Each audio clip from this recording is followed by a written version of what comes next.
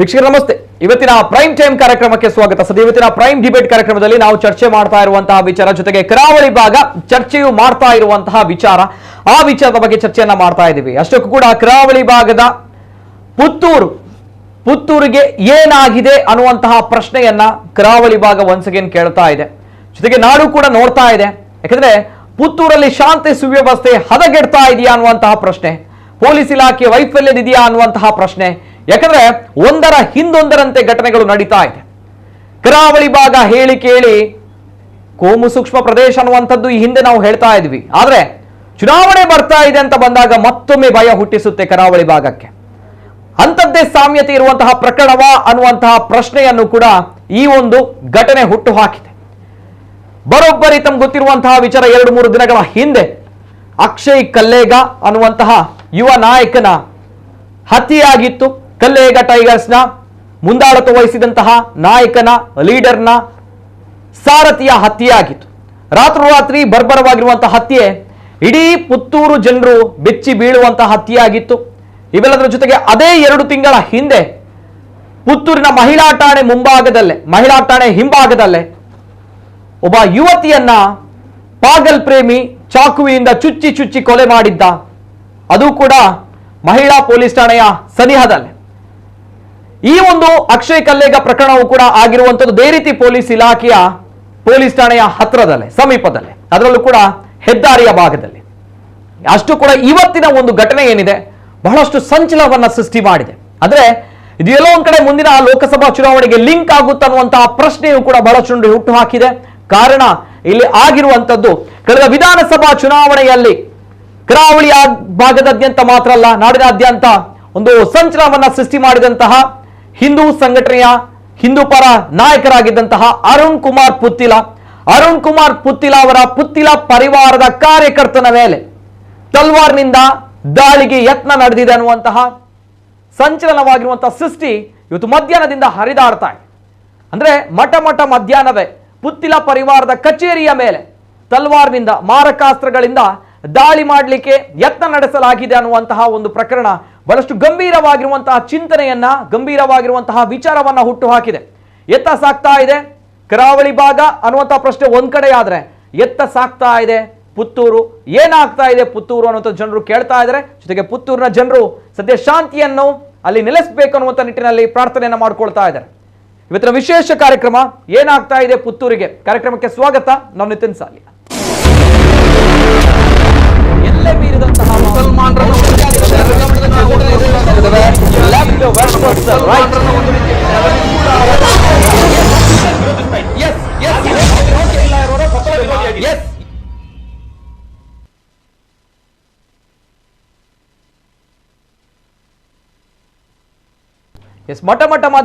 ಮಧ್ಯಾಹ್ನವೇ ಪುತ್ತಿಲ ಪರಿವಾರದ ಕಾರ್ಯಕರ್ತನ ಮೇಲೆ ತಲವಾರುಗಳಿಂದ ದಾಳಿ ಮಾಡಬೇಕು ಅನ್ನುವಂತಹ ನಿಟ್ಟಿನಲ್ಲಿ ಪುತ್ತಿಲ ಪರಿವಾರದ ಕಚೇರಿಗೆ ದಾಳಿ ಯತ್ನ ನಡೆದಿದೆ.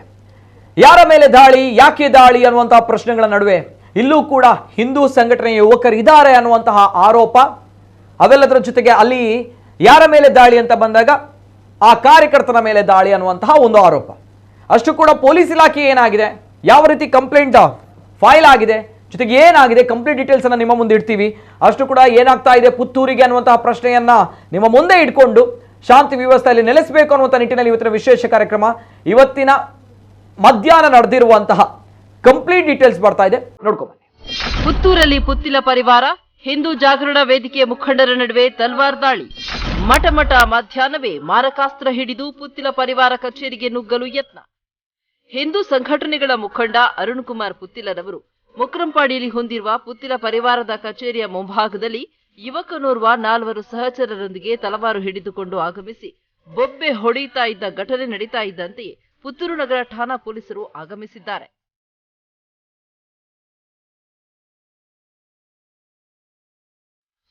ಪುತ್ತಿಲ ಪರಿವಾರದ ಮನೀಶ್ ಕುಲಾಲ್ ಮೇಲೆ ಹಲ್ಲೆಗೆ ಯತ್ನ. ಅರುಣ್ ಪುತ್ತಿಲ ಬೆಂಬಲಿಗರಾದ ಮನೀಶ್ ಕುಲಾಲ್ ಬನ್ನೂರು ಅವರನ್ನ ಗುರಿಯಾಗಿಸಿಕೊಟ್ಟು ದಿನೇಶ್ ಪಂಜಿಗ ಎಂಬಾತ 4 ಯುವಕರೊಂದಿಗೆ ತಲವಾರು ಹಿಡಿದುಕೊಂಡು ಆಗಮಿಸಿದ್ದ. ಪುತ್ತಿಲ ಕಚೇರಿಯಲ್ಲಿ ಕೃಷ್ಣಪ್ರಸಾದ್ ಶೆಟ್ಟಿ ಮತ್ತಿತರರು ಇದ್ರು. ಮನೀಶ್ ಕುಲಾಲ್ ಕಚೇರಿಯಲ್ಲಿ ಇರಲಿಲ್ಲ. ಮಾಹಿತಿ ತಿಳಿದ ಮನೀಶ್ ಕುಲಾಲ್ ಪೊಲೀಸರಿಗೆ ಮಾಹಿತಿ ನೀಡಿದ್ರು. ತಕ್ಷಣ ಪೊಲೀಸರು ಘಟನಾ ಸ್ಥಳಕ್ಕೆ ಆಗಮಿಸಿ ಯುವಕರನ್ನ ವಶಕ್ಕೆ ಪಡೆದುಕೊಂಡಿದ್ದಾರೆ. ವಾಟ್ಸ್ಆಪ್ ಗ್ರೂಪ್ನಲ್ಲಿ ನಡೆದ ಚರ್ಚೆಯ ಕೋಪದಲ್ಲಿ ಈ ಕೃತ್ಯ ನಡೆದಿದೆ. ಹಾಡ ಹಗಲೇ ತಲವಾರು ಹಿಡಿದುಕೊಂಡು ಪರಿಸ್ಥಿತಿಯಲ್ಲಿ ಉಂಟಾಗಿರುವುದು ಜನರ ಆತಂಕ ಮತ್ತು ಆಕ್ರೋಶಕ್ಕೆ ಕಾರಣವಾಗಿದೆ.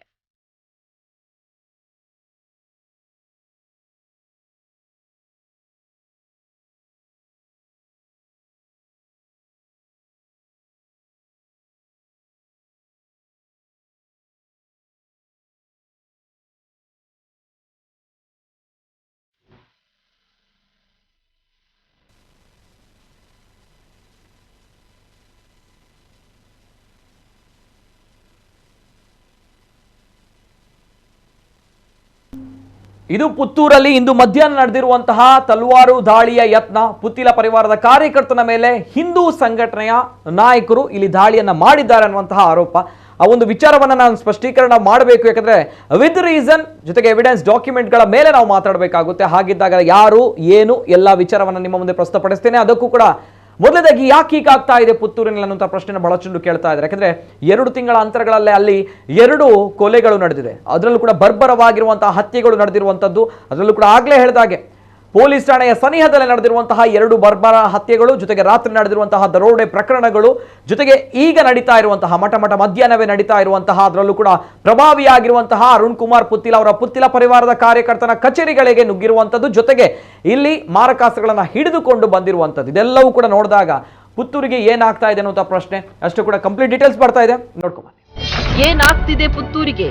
ಹದಗೆಟ್ಟ ಕಾನೂನು ಸುವ್ಯವಸ್ಥೆ. ಪುತ್ತೂರಲ್ಲಿ 2 ತಿಂಗಳಲ್ಲಿ 2 ಕೊಲೆ, ಹೆಚ್ಚುತ್ತಿದೆ ಅಪರಾಧ ಚಟುವಟಿಕೆಗಳು. 1 ಕೊಲೆ ಮಠಮಠ ಮಧ್ಯಾಹ್ನ ಪುತ್ತೂರಿನ ನಡುಪೇಟೆಯಲ್ಲೇ ನಡೆಯಿತು. ಇನ್ನೊಂದು ನಡುರಾತ್ರಿಯಲ್ಲಿ ಹೆದ್ದಾರಿ ಬದಿಯಲ್ಲೇ ನಡೆಯಿತು. ಮೊದಲ ಕೊಲೆ ನಡೆದಿದ್ದು ಮಹಿಳಾ ಪೊಲೀಸ್ ಠಾಣೆ ಹಿಂಬಾದಿಯಲ್ಲೇ. ಇನ್ನೊಂದು ಕೊಲೆ ನಡೆದಿದ್ದು ಡಿವೈಎಸ್ಪಿ ಕಚೇರಿಯಿಂದ 500 ಮೀಟರ್ ದೂರದಲ್ಲಿ. ಇದು ಕಳೆದ 2 ತಿಂಗಳಲ್ಲಿ ಪುತ್ತೂರಿನಲ್ಲಿ ನಡೆದ 2 ಭೀಕರ ಕೊಲೆಗಳ ಚಿತ್ರಣ.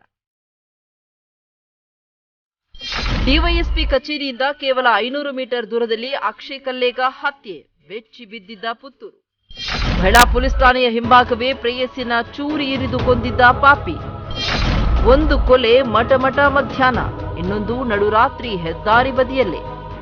ಆಗಸ್ಟ್ 24ರಂದು ಮಧ್ಯಾಹ್ನ ಸುಮಾರು 2 ಗಂಟೆಗೆ ಪುತ್ತೂರು ಮುಖ್ಯ ರಸ್ತೆಯ ಪಕ್ಕದಲ್ಲೇ ಇರುವ ಮಹಿಳಾ ಪೊಲೀಸ್ ಠಾಣಾ ಮುಂಭಾಗದಲ್ಲಿ ಬೈಕ್ನಲ್ಲಿ ಬಂದ ಪದ್ಮರಾಜ್ ಎಂಬ ಯುವಕ ಠಾಣೆಯ ಹಿಂಬದಿಯ ಗೋಡೆಯ ಪಕ್ಕ ನಿಂತಿದ್ದ ತನ್ನ ಪ್ರೇಯಸಿಯನ್ನ ಚೂರಿಯಿಂದ ಇರಿದು ಕೊಲೆ ಮಾಡಿ ಪರಾರಿಯಾಗಿದ್ದ. ಹುಚ್ಚು ಪ್ರೇಮದ ಅಮಲಿನಲ್ಲಿ ನಡೆದ ಈ ಘಟನೆ ಜನರ ಮನಸ್ಸಿನಿಂದ ಮಾಸುವ ಮುನ್ನವೇ ನವೆಂಬರ್ 6ರಂದು ಮಧ್ಯರಾತ್ರಿ ನೆಹರು ನಗರದಲ್ಲಿ ರಾಷ್ಟ್ರೀಯ ಹೆದ್ದಾರಿಯ ಪಕ್ಕದಲ್ಲೇ ಅಕ್ಷಯ್ ಕಲ್ಲೇಗ ಕೊಲೆ ನಡೆದಿದೆ. ಈ ಘಟನಾ ಸ್ಥಳದಿಂದ 500 ಮೀಟರ್ ದೂರದ ಮಂಜಲ್ ಪಡ್ಪುವಿನಲ್ಲಿ ಡಿವೈಎಸ್ಪಿ ಕಚೇರಿ ಇದೆ. ಆದರೂ ಯುವಕರು ರಾಜಾರೋಷವಾಗಿ ಅಕ್ಷಯ್ನನ್ನ ಹೆದ್ದಾರಿಯಲ್ಲೇ ಬೆನ್ನಟ್ಟಿ ತಲವಾರಿನಿಂದ ಕಡಿದು ಕೊಲೆ ಮಾಡಿದ್ದಾರೆ. ಈ 2 ಕೊಲೆ ಪ್ರಕರಣಗಳು ಪುತ್ತೂರನ್ನೇ ಬೆಚ್ಚಿ ಬೀಳಿಸಿದೆ.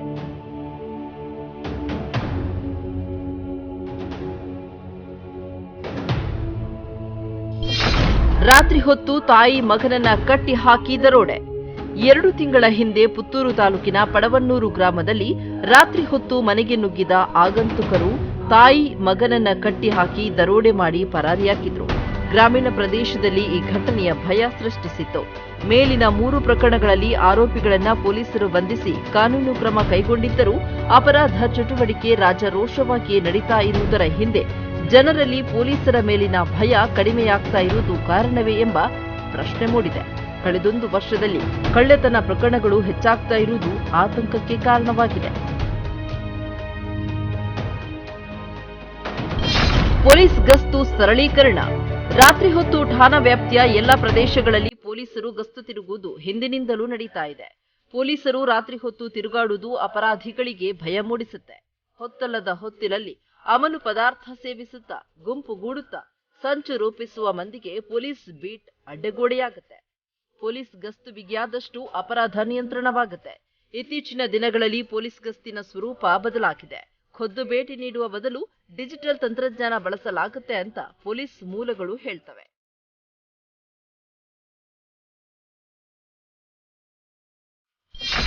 ಎಲ್ಲರಿಗೂ ರಕ್ಷಣೆ ನೀಡಲು ಸಾಧ್ಯವೇ?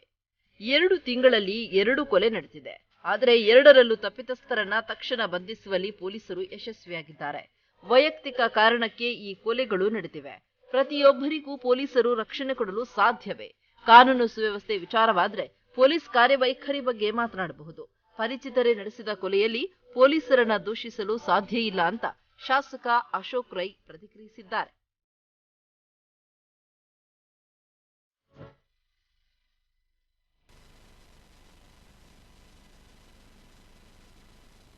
ಇದು ಪುತ್ತೂರಲ್ಲಿ ಏನಾಗ್ತಾ ಇದೆ ಅನ್ನುವಂತಹ ಪ್ರಶ್ನೆಯನ್ನ ಪುತ್ತೂರಿನ ಜನರು ಜೊತೆಗೆ ಕರಾವಳಿ ಭಾಗದ ಜನರು ಕೇಳ್ತಾ ಇದ್ದಾರೆ. ಹೇಳಿ ಕೇಳಿ ಚುನಾವಣೆ ಕೂಡ ಹತ್ರ ಬರ್ತಾ ಇದೆ. ಇವೆಲ್ಲದರ ಜೊತೆಗೆ ಸದ್ಯ ಈಗ ತಾನೇ ಬಂದಿರುವಂತಹ ಸುದ್ದಿ ಆ ಒಂದು ಅಪ್ಡೇಟ್ ಅನ್ನು ಕೂಡ ನಿಮ್ಮ ಮುಂದೆ ನಾನು ಇಡಲೇಬೇಕಾಗುತ್ತೆ. ಬಿಜೆಪಿ ಭಾರತೀಯ ಜನತಾ ಪಾರ್ಟಿ ರಾಜ್ಯಾಧ್ಯಕ್ಷರ ಸ್ಥಾನ ಬದಲಾಗಿದೆ. ಹೊಸ ರಾಜ್ಯಾಧ್ಯಕ್ಷರನ್ನ ನೇಮಕ ಮಾಡಲಾಗಿದೆ. BS ಯಡಿಯೂರಪ್ಪನವರ ಪುತ್ರ BY ವಿಜಯೇಂದ್ರ ಅವರಿಗೆ ಈ ಬಾರಿ ರಾಜ್ಯಾಧ್ಯಕ್ಷನ ಸ್ಥಾನ ಬಿಜೆಪಿ ಕರ್ನಾಟಕ ರಾಜ್ಯಾಧ್ಯಕ್ಷನ ಸ್ಥಾನ ಒಲಿದಿದೆ. ಅದೇ ರೀತಿ ನಮ್ಮ ದಕ್ಷಿಣ ಕನ್ನಡ ಜಿಲ್ಲೆಯ ಸಂಸದರು ನಳಿನ್ ಕುಮಾರ್ ಕಟೀಲ್ ಅವರು ರಾಜ್ಯಾಧ್ಯಕ್ಷರಾಗಿದ್ದರು. ಅವರ ಅಧಿಕಾರದ ಅವಧಿ ಮುಗಿದಿದೆ. ಆ ಹಿನ್ನೆಲೆಯಲ್ಲಿ ಈ ಹೊಸ ರಾಜ್ಯಾಧ್ಯಕ್ಷನನ್ನ ನೇಮಕ ಮಾಡಿ ಈಗಾಗಲೇ ಬಿಜೆಪಿ ಆದೇಶವನ್ನು ಹೊರಡಿಸಿದೆ. ತಕ್ಷಣದಿಂದ ಜಾರಿ ಬರಬೇಕು ಅನ್ನುವಂಥ ನಿಟ್ಟಿನಲ್ಲಿ ಇವೆಲ್ಲದರ ಜೊತೆಗೆ ಹೇಳಿ ಕೇಳಿ ಚುನಾವಣೆ ಪ್ರಾರಂಭ ಆಗ್ತಾ ಇದೆ. ಆ ಒಂದು ಸಂದರ್ಭಗಳಲ್ಲಿ ಪುತ್ತೂರಲ್ಲಿ ಈ ರೀತಿ ಘಟನೆಗಳು ನಡೀತಾ ಇದೆಯಾ, ಕಾನೂನು ಸುವ್ಯವಸ್ಥೆ ಹಾಳಾಗ್ತಾ ಇದೆ ಅನ್ನುವಂಥ ಪ್ರಶ್ನೆಗಳ ನಡುವೆ ಇವತ್ತಿನ ಚರ್ಚೆಯನ್ನು ನಾನು ಮಾಡಬೇಕು. ಅದರಲ್ಲೂ ಕೂಡ ಮಧ್ಯಾಹ್ನದ ಹೊತ್ತಲ್ಲೇ ಮೂಲಗಳ ಪ್ರಕಾರ ಪುತ್ತಿಲ ಪರಿವಾರ ಜೊತೆಗೆ ಹಿಂದೂ ಜಾಗರಣ ಕಾರ್ಯಕರ್ತರು ಇವರುಗಳ ನಡುವಿರುವಂತಹ ಮನಸ್ತಾಪ ಆಗಿದೆ. ಹಾಗಿದ್ದಾಗ ಈ ಒಂದು ದಾಳಿ ಯತ್ನ ನಡೆದಿದೆ ಅನ್ನುವಂತಹ ಮಾಹಿತಿ, ಸ್ಪಷ್ಟವಾಗಿರುವಂತಹ ಚಿತ್ರಣ ಎಲ್ಲವನ್ನು ಕೂಡ ನಿಮ್ಮ ಮುಂದೆ ಪಿನ್ ಟು ಪಿನ್ ಆಗಿರುವಂತಹ ಡೀಟೇಲ್ಸ್ಗಳನ್ನು ನಾವು ಇಡಲೇಬೇಕಾಗುತ್ತೆ. ನಮ್ಮ ಜೊತೆ ಇವತ್ತಿನ ಕಾರ್ಯಕ್ರಮದಲ್ಲಿ ಹಿರಿಯ ಪತ್ರಕರ್ತರು, ರಾಜಕೀಯ ವಿಶ್ಲೇಷಕರು ಜಿತೇಂದ್ರ ಕುಂದೇಶ್ವರ ಇದ್ದಾರೆ. ಆತ್ಮೀಯವಾಗಿರುವಂತಹ ಸ್ವಾಗತ ಜಿತೇಂದ್ರ ಕುಂದೇಶ್ವರಿಗೆ. ನಮಸ್ತೆ ಸರ್. ನಮಸ್ಕಾರ.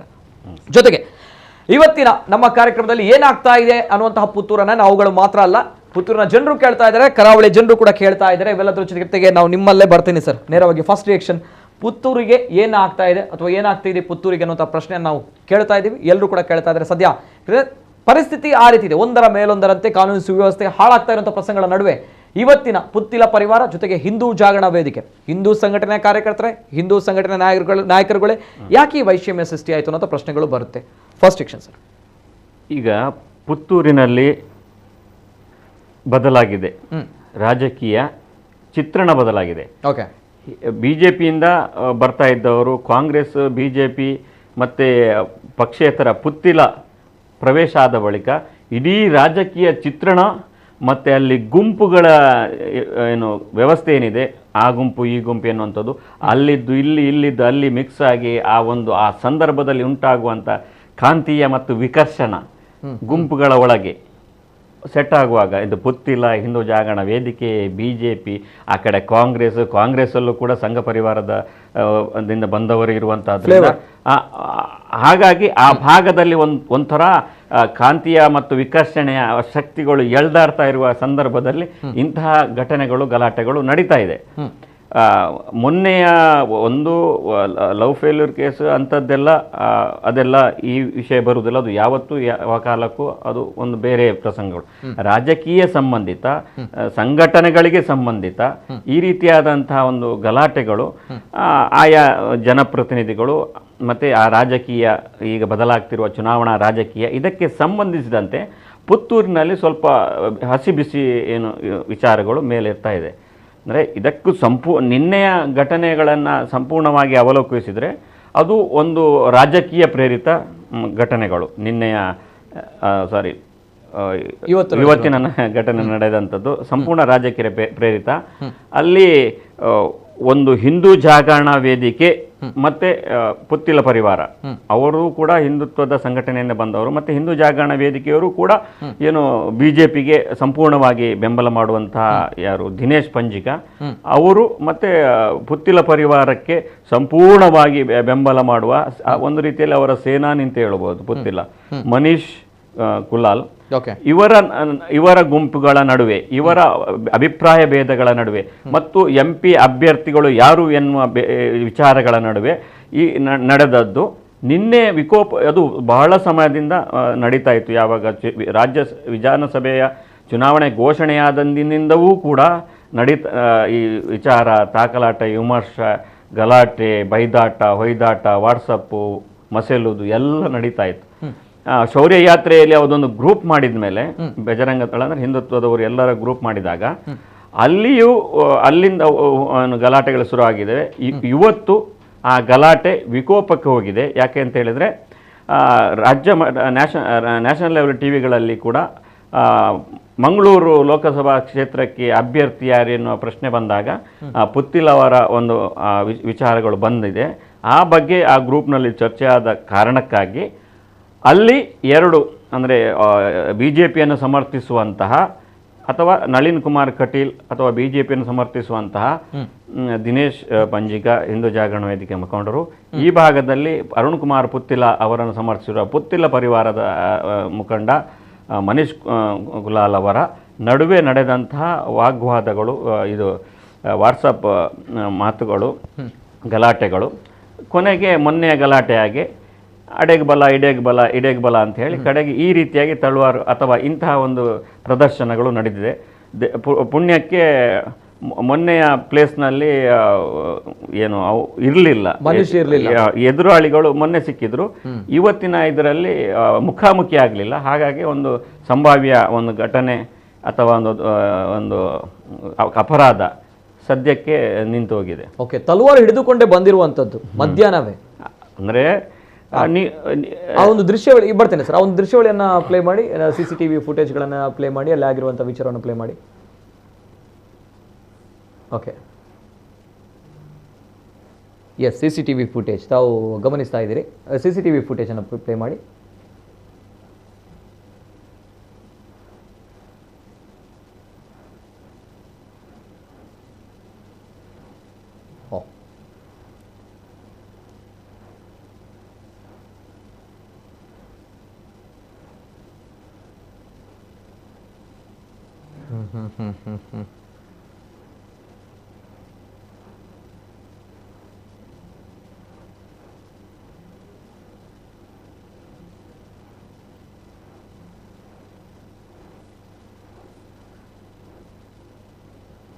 ಓಕೆ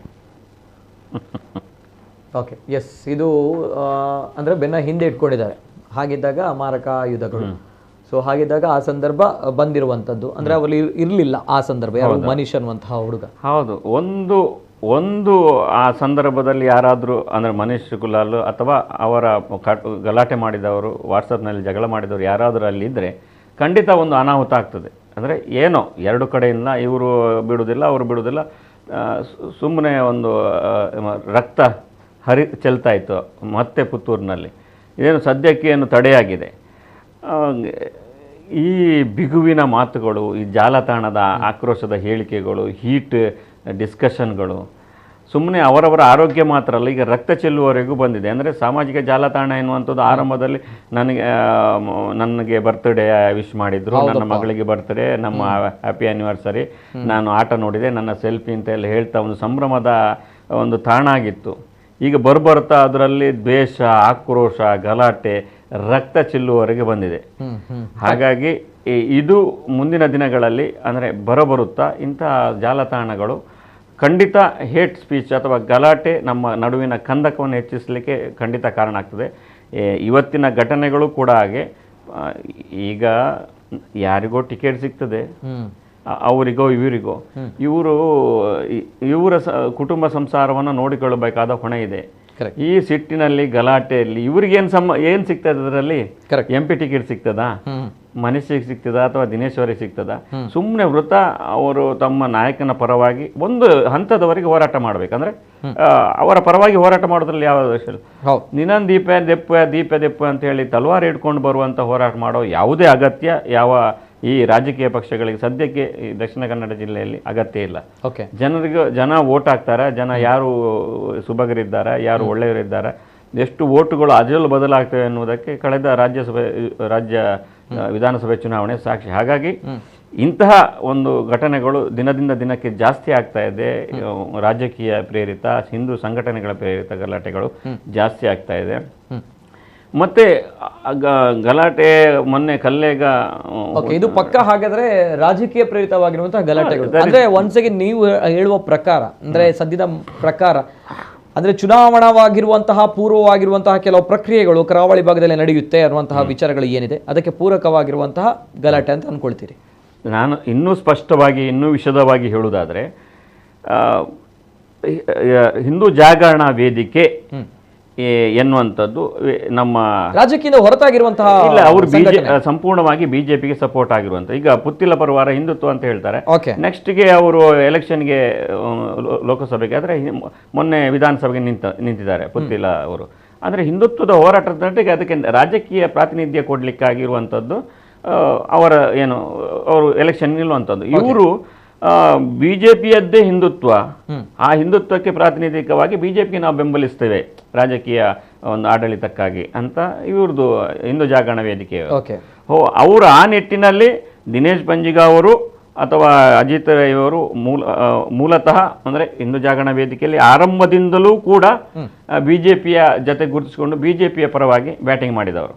ಆವಾಗ ಬಹುತೇಕ ಹಿಂದೂ ಜಾಗರಣ ವೇದಿಕೆಯಲ್ಲಿ ಉಳಿದವರೆಲ್ಲ ಏನು ಬಹುತೇಕ ಈ ಕಡೆ ಹೋದ್ರು, ನಮ್ಮ ಪುತ್ತಿಲ ಪರಿವಾರದ ಕಡೆಗೆ ಅವತ್ತೊಂದು ಅಂದರೆ ಬಹುತೇಕ ಬೆಂಬಲ ಮಾಡಲಿಕ್ಕೆ ಒಂದು ಸಪೋರ್ಟ್ ಮಾಡಲಿಕ್ಕೆಲ್ಲ ಹೋದರು.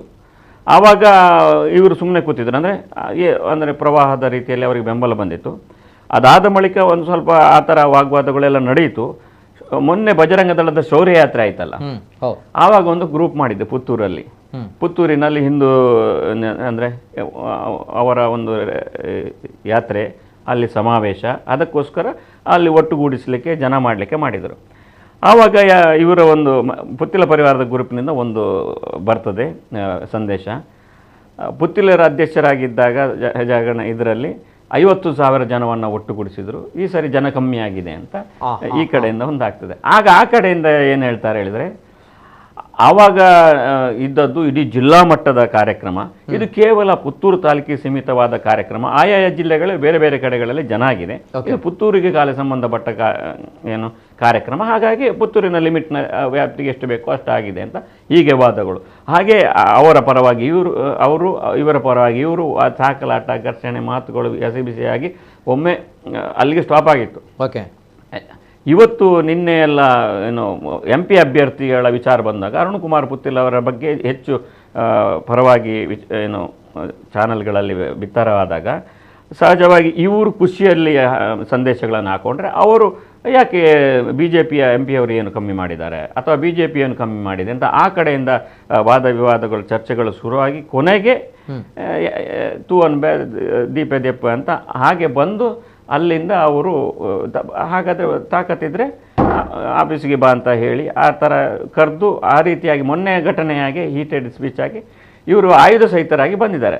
ಆ ಟೈಮ್ನಲ್ಲಿ ಪುತ್ತಿಲ ಅವರ ಪರಿವಾರದ ಕಚೇರಿಯಲ್ಲಿ ಮನೀಶ್ ಅವರು ಇರಲಿಲ್ಲ.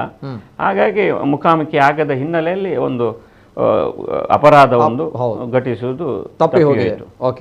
ಆ ಒಂದು ವಿಚಾರದಲ್ಲಿ ಹಾಗಾದರೆ ಇಲ್ಲಿ ಹಿಂದೂ ಸಂಘಟನೆಗಳ ನಾಯಕರುಗಳ ನಡುವೆ ಭಿನ್ನಮತ ಇದೆ ಅನ್ನುವಂಥದ್ದು ಸ್ಪಷ್ಟ. ಜಾಗರಣ ವೇದಿಕೆಯು ಕೂಡ ಹಾಗಾದ್ರೆ ಆ ಒಂದು ರಾಜಕೀಯ ಪಕ್ಷಕ್ಕೆ ಸಪೋರ್ಟ್ ಮಾಡುತ್ತೆ, ಬೆಂಬಲ ನೀಡುತ್ತೆ ಅನ್ನೋದು ಸ್ಪಷ್ಟ. ಅಯ್ಯೋ, ಬಜರಂಗ ದಳವು ನೀಡುತ್ತದೆ, ಅದು ನೀಡುತ್ತೆ ಅನ್ನೋದು ಗೊತ್ತಾದ್ರೆ ಜಾಗರಣ ವೇದಿಕೆಯಲ್ಲಿ ಒಂದು ಕಡೆ ಒಂದು ನ್ಯೂಟ್ರಲ್ ಆಗಿರುವ ಸ್ಟ್ಯಾಂಡ್ಗಳನ್ನು ತೆಗೆದುಕೊಳ್ತಾ ಇದ್ರು ಆ ಹುಡುಗರು ಅನ್ನುವಂತಹ ವಿಚಾರಗಳಿತ್ತು. ಕಾರ್ಕಳದಲ್ಲೂ ಕೂಡ ನಾವು ನೋಡಿದಾಗ ಆ ಭಾಗದಲ್ಲೂ ಕೂಡ ಅಲ್ಲಿ ಹಸುಗಳು, ದನಗಳು ಕಳವಾಗಿದ್ದಾಗ ಜಾಗರಣ ವೇದಿಕೆಯವರೇ ಅಲ್ಲಿರುವಂತಹ ನಾಯಕರಿಗೆ ಕಾರ್ಕಳಕ್ಕೆ ಬಂದಾಗ ಒಂದು ಹೇಳ್ತೇನೆ, ನೀವು ಹೇಳಿದ ಕರೆಕ್ಟ್. ಈಗ ಪರಿಸ್ಥಿತಿ ಹಿಂದೂ ಜಾಗರಣ ವೇದಿಕೆಯವರು ಬಿಜೆಪಿ ಶಾಸಕರ ಜೊತೆ ಇದ್ದಾರೆ, ಬಜರಂಗದಲ್ಲಿ ಸ್ವಲ್ಪ ನ್ಯೂಟ್ರಲ್ ಇದ್ದಾರೆ. ಆ ರೀತಿಯಲ್ಲಿ ಅಂದ್ರೆ ಚೇಂಜ್ ಆಗ್ತಾ ಇರ್ತದೆ ವ್ಯಕ್ತಿತ್ವ, ನಾಯಕತ್ವ ಮತ್ತೆ ಪಕ್ಷದ ಇದಕ್ಕೆ ಅನುಗುಣವಾಗಿ ಅವರು ಬದಲಾಗ್ತಾ ಇರ್ತದೆ. ಯಾಕಂದ್ರೆ ಅಲ್ಲಿ ನಾಯಕತ್ವ ಬೇರೆ ಇರುವ ಕಾರಣಕ್ಕೆ ಸಿದ್ಧಾಂತ ಬಿಜೆಪಿಗೆ ಸಪೋರ್ಟ್ ಮಾಡುವಂಥದ್ದು. ಯಾಕಂದ್ರೆ ಬಿಜೆಪಿ ಒಂದೇ ಅವರದ್ದು ಲೆಕ್ಕಾಚಾರ, ಹಿಂದುತ್ವ ಉಳಿಸಲಿಕ್ಕೆ ಬಿಜೆಪಿ ಒಂದೇ ಪಕ್ಷ. ಸಣ್ಣ ಪುಟ್ಟ ಕೂಡ ಅವರು ಅಲ್ಲಿವರೆಗೆ ತಲುಪಲಿಕ್ಕೆ ಆಗುದಿಲ್ಲ, ಹಾಗಾಗಿ ಬಿಜೆಪಿಗೆ ಅನಿವಾರ್ಯ ಸಪೋರ್ಟ್ ಮಾಡ್ತೇವೆ ಅನ್ನುವಂತ ನಿರ್ಧಾರ ಅವರದು. ಹಾಗಾಗಿ ಇಲ್ಲೂ ಕೂಡ ಅಷ್ಟೇ, ನಾಯಕತ್ವದ ತಾಕಲಾಟಗಳಿಂದ, ಭಿನ್ನಾಭಿಪ್ರಾಯಗಳಿಂದ ಅವರ ಏನು ಸಪೋರ್ಟ್ ಆಗಾಗ ಕಾಲಕಾಲಕ್ಕೆ, ಈಗ ಪುತ್ತಿಲನಿಗೆ ಲಾಸ್ಟ್ ಟೈಮ್ ಅವರಿಗೆ ರಾಜ್ಯ ವಿಧಾನಸಭಾ ಚುನಾವಣೆಯಲ್ಲಿ ಬಹುತೇಕ ಇಂಡಿವಿಜುವಲ್ ಆಗಿ ಅವರಿಗೆ ಸಪೋರ್ಟ್ ಘೋಷಣೆಯನ್ನು ಮಾಡಿದರು. ಹಾಗಾಗಿ ಅವರಿಗೆ ಹೆಚ್ಚು ಮತಗಳು ಬಿದ್ದು. ಅಂದರೆ ಅವರ ಸಂಘಟನೆ ರಾಜಕೀಯ ಅಂತಲ್ಲ, ಅವರಿಗೆ ರಾಜಕೀಯ ಭದ್ರತೆಯನ್ನು, ಆಡಳಿತ ಭದ್ರತೆಯನ್ನು ಯಾವ ಹಿಂದುತ್ವಕ್ಕೆ ಕೊಡ್ತಾರೋ ಅವರಿಗೆ ಕೊಡ್ತಾರೆ. ಸೊ ಅವರು ಆ ನಿಟ್ಟಿನಲ್ಲಿ ಅವರವರ ಪರವಾಗಿ ಅಲ್ಲಿ ಏನು ಜಗಳಗಳನ್ನು, ಹೋರಾಟಗಳನ್ನು ತಮ್ಮ ಪಕ್ಷದ, ತಮ್ಮ ಸಂಘಟನೆ, ಹಿಂದುತ್ವದ ಕಾರ್ಯಕರ್ತರ, ಹಿಂದುತ್ವದ ನಾಯಕರ ಜೊತೆಗೆ ಆಗ್ತಾ ಇದೆ. ಯಾಕಂತ ಹೇಳಿದ್ರೆ ಮೊನ್ನೆಯಿಂದ ಬರ್ತಾ ಇದೆ, ನಿಮ್ಮ ಕಲ್ಲೇಗ, ಅಕ್ಷಯ ಕಲ್ಲೇಗ ಪ್ರಕರಣದಿಂದಲೂ ಬರ್ತಾ ಇದೆ. ನೀವು ಹಿಂದೂಗಳನ್ನು ಕೊಂದ್ರೆ ಮಾತಾಡೋದಿಲ್ವಾ? ಅಕ್ಷಯ ಕಲ್ಲೇಗ ಹಿಂದೂ ಅಲ್ವಾ? ನೀವ್ಯಾಕೆ ಪ್ರವೀಣ್ ನೆಟ್ಟಾರ್ ಕೊಲೆಯಾದಾಗ ಮಾತ್ರ ಮಾತಾಡ್ತೀರಿ ಇತ್ಯಾದಿ ಒಂದೇ ರೀತಿಯಾದಂತಹ ಆಕ್ರೋಶಗಳು ಈ ಕಮ್ಯುನಿಸ್ಟ್ ಕಡೆಯಿಂದ ಮತ್ತೆ ಮತಾಂಧರ ಕಡೆಯಿಂದಲೂ ಇದೇ ರೀತಿಯಾದ ಪ್ರಶ್ನೆಗಳು. ಆವತ್ತು ಪ್ರವೀಣ್ ನೆಟ್ಟಾರ್ ಹತ್ಯೆ ಆದಾಗ ಸಂಭ್ರಮಿಸಿದ ಮತಾಂಧರು ಕೂಡ ಇವತ್ತು ಕಲ್ಲೇಗಾತ್ಯಾಗ ನೀವು ಹಿಂದೂ ಕೊಲೆ ಆದಾಗ ನೀವು ಎಲ್ಲಿದ್ರಿ ಅಂತ ಕೇಳಿ ನಾನು ಕೆಲವೊಂದು ಪೋಸ್ಟ್ಗಳನ್ನು ನೋಡಿದೆ. ಅಂದ್ರೆ ಈಗ ನೀವು ಮಾತಾಡ್ತಾ ಇಲ್ಲ ಅಂತ ಒಬ್ಬ ಮತಾಂಧ ಅವರ ಬಗ್ಗೆ ಕಮೆಂಟ್ ಮಾಡ್ತಾನೆ, ಹಿಂದೂಗಳ ಬಗ್ಗೆ ಕಮೆಂಟ್ ಮಾಡ್ತಾ ಇದ್ರು, ಹಿಂದೂ ಸಂಘಟನೆಗಳ ಬಗ್ಗೆ ಕಮೆಂಟ್ ಮಾಡ್ತಾ ಇದ್ದ. ಅಂದ್ರೆ ಇದರ ಅರ್ಥ ಅಂದರೆ ಅಕ್ಷಯ ಕಲ್ಲೆ ಹಿಂದೂಗಳನ್ನು ಕೊಲೆಯಾದಾಗ ನೀವು ಮಾತಾಡೋದಿಲ್ಲ ಅಂತ ಹೇಳುವುದಕ್ಕಿಂತಲೂ ಹೆಚ್ಚಾಗಿ ಅವರು ಮುಸ್ಲಿಮರು ಹಿಂದೂಗಳನ್ನು ಕೊಲೆ ಮಾಡಿದಾಗ ಮಾತ್ರ ನೀವು ಮಾತಾಡ್ತಾರೆ ಎನ್ನುವ ಆಕ್ಷೇಪಿಸೋ ದಾಟಿ ಇತ್ತು ಅದರಲ್ಲಿ. ಎಂಥ ವೈರುಧ್ಯಗಳು ನೋಡಿ. ಕೊಲೆ ಅಂದ್ರೆ ಕೊಲೆ ಖಂಡನೀಯ, ಆದ್ರೆ ಈಗ ವೈಯಕ್ತಿಕ ದ್ವೇಷಗಳಿಗೆ ಕೊಲೆಯಾದ್ರೆ ಅದು ಸಣ್ಣ ಕೊಲೆ ಆ ರೀತಿ ಅಲ್ಲ. ಸಮಾಜದ ದೃಷ್ಟಿಯಿಂದ ನೋಡುವಾಗ ವೈಯಕ್ತಿಕ ಆದರೆ ಗಂಡ ಹೆಂಡತಿ ಗಲಾಟೆ ಅಥವಾ ಅವನ ಪಕ್ಕದ ಮನೆ ನೀನು ಮನೆ ಗಲಾಟೆ, ಅವನು ಆಸ್ತಿ ಗಲಾಟೆ ಅಂತ ಆದರೆ ಇಡೀ ಸಮಾಜಕ್ಕೆ ಏನು ಸಮಸ್ಯೆ ಆಗುತ್ತಿಲ್ಲ, ವೈಯಕ್ತಿಕವಾಗಿರ್ತದೆ. ಅವರವರು ತಪ್ಪು ಮಾಡಿದಕ್ಕೂ ಸತ್ಯ ಮಾಡಿದಾಗ ಹೊಡ್ಕೊಂಡು ಸಾಯ್ತಾರೆ, ಒಂದು ಹಂತದಲ್ಲಿ ನಮಗೆ ಸಮಸ್ಯೆ ಇಲ್ಲ ಅಂತ ಸಮಾಜದವ್ರು ಬಿಟ್ಬಿಟ್ಟಾರೆ. ಯಾವಾಗ ಅದು ಧರ್ಮಕ್ಕೆ ಸಂಬಂಧಿಸಿದ್ದಾಯ್ತು, ಯಾವಾಗ ಅದು ರಾಜಕೀಯ ಸಂಬಂಧಿಸಿದ್ದಾಯ್ತು, ಯಾಕೆ ಸಮಸ್ಯೆ ಆಗ್ತದೆ? ಈಗ ಹಿಂದೂ ಧರ್ಮದವರಿಗೆ ಹಿಡಿದು ಹೊಡೆದ್ರಂತೆ, ಅಲ್ಲಿ ಇಲ್ಲಿ ಮುಸ್ಲಿಂ ಧರ್ಮದವರಿಗೆ ಹಿಡಿದು ಹೊಡೆದ್ರಂತೆ, ಇಲ್ಲಿ ಹಿಂದೂನವರಿಗೆ ಮತ್ತೊಬ್ಬನಿಗೆ ಹೊಡೆದ್ರು. ಆಗ ಅಲ್ಲಿ ಏನು ತಪ್ಪು ಸರಿ ಒಪ್ಪು, ಅವ್ರು ಮಾಡಿದ ತಪ್ಪು ಮಾಡಿದ್ರು, ಸರಿ ಮಾಡಿದ್ರು, ಗಲಾಟೆ ಮಾಡಿದ್ರು, ಕ್ರೈಮ್ ಮಾಡಿದ್ರು ಏನಿಲ್ಲ. ಅಥವಾ ಕಾವಿ ಉಟ್ರೆ ಸಾಕು, ಖಾದಿ ಉಟ್ರೆ ಸಾಕು, ಕೇಸರಿ ಹಾಕಿದ್ರೆ ಸಾಕು, ಅಥವಾ ಹಸಿರು ಹಾಕಿದ್ರೆ ಸಾಕು, ಟೊಪ್ಪಿ ಹಾಕಿದ್ರೆ ಸಾಕು, ಅವರನ್ನು ಹೊಡಿತಾರಂತಾದ್ರೆ ಇದು ಸಮಾಜಕ್ಕೆ ದೊಡ್ಡ ಮಾರಕ. ಅಂದ್ರೆ ಭಾರಿ ಡೇಂಜರ್ ಅದು. ಯಾರೋ ಒಬ್ಬ ತಪ್ಪು ಮಾಡದೆ ಬಡಪಾಯಿ ಕೆಲಸ ಮಾಡುವ ಸಾಯ್ತಾನೆ, ಕೂಲಿ ಕೆಲಸಕ್ಕೆ ಹೋದವ ಸಾಯ್ತಾನೆ, ಇವರು ಗಲಾಟೆಯಲ್ಲಿ ದೊಂಬಿಯಲ್ಲಿ ಇದ್ದವರು ಹೊಡ್ಕೊಂಡು ಸತ್ರು, ಕೊಲೆ ತಪ್ಪೆ. ಆದ್ರೆ ಅಮಾಯಕರು, ಯಾವುದೇ ರಗಳಿಲ್ಲದವರು, ಯಾವ ನಿಷ್ಪಾಪಿಗಳು ಪ್ರಾಮಾಣಿಕರು ಸಾಯ್ತಾರೆ ಎನ್ನುವ ಕಾರಣಕ್ಕಾಗಿ ಅಂಥ ಧರ್ಮ ಸಂಬಂಧಿತ ಕೊಲೆಗಳನ್ನು ವಿರೋಧಿಸ್ತಾರೆ. ರಾಜಕೀಯವಾಗಿಯೂ ಅಷ್ಟೇ, ರಾಜಕೀಯ ಲಾಭ ಮಾಡೋದು ಯಾರು? ಕಾರ್ಯಕರ್ತರು ಸುಮ್ಮನೆ ಹೊಡ್ಕೊಂಡು ಎಲ್ಲಿ ಆ ಕಾರ್ಯಕರ್ತರು ಅಲ್ಲಿ ಕೊಲೆ ಇಲ್ಲಿ ಹೊಡೆದಾಟ. ಯಾಕೆ ಆ ರೀತಿ? ಅದೊಂಥರ ತಪ್ಪು ಮಾಡದವರು ಇದರಲ್ಲಿ ಕೆಲವೊಮ್ಮೆ ಸಾಯ್ತಾರೆ ಎನ್ನುವ ಕಾರಣಕ್ಕಾಗಿ ಇಂಥ ಸಾಮೂಹಿಕವಾದಂಥ ವಿಚಾರಗಳು ಬಂದಾಗ, ಕೊಲೆಗಳು ಆಗಿರುವಾಗ, ಧರ್ಮ ಈ ರಾಜಕೀಯ ಇಂಥ ವಿಷಯಗಳಲ್ಲಿ ಆದಾಗ ಅದು ಮತ್ತು ಸಮಾಜಕ್ಕೆ ಅಪಾಯಕಾರಿ ಎಂಬ ಕಾರಣಕ್ಕಾಗಿ, ಅಂದರೆ ಉಳಿದವರು ಆಲೋಚನೆ ಎಂಕ್ಲು ಹಾಕಿ ಇವರಿಗೆ ಹೊಡೆದ್ರು ಅಂದರೆ ಅವ್ರಿಗೆ ಗೊತ್ತಿಲ್ಲ ಯಾರಿಗೂ, ಆ ರೀತಿಯಾದ ಭಯಭೀತ ವಾತಾವರಣ ಆಗುತ್ತದೆ ಎನ್ನುವ ಕಾರಣಕ್ಕಾಗಿ ಮಾತ್ರ ಅದನ್ನು ವಿರೋಧಿಸ್ತಾರೆ ವಿನಃ ಆ ಕೊಲೆ ಸಣ್ಣದು ಈ ಕೊಲೆ ದೊಡ್ಡದು ಅಂತಲ್ಲ. ಇವರು ಈ ಕ್ವಶನ್ ಮಾಡುವವರು ಮೂಲಭೂತ ಒಂದು ತಿಳಿಯುವುದಿಲ್ಲ. ಅಂದರೆ ಅವರ ಮನಸ್ಸಲ್ಲಿ ಏನಿದೆ ಅಂತೇಳಿ ಪ್ರಶ್ನೆ ಮಾಡಬಾರ್ದು.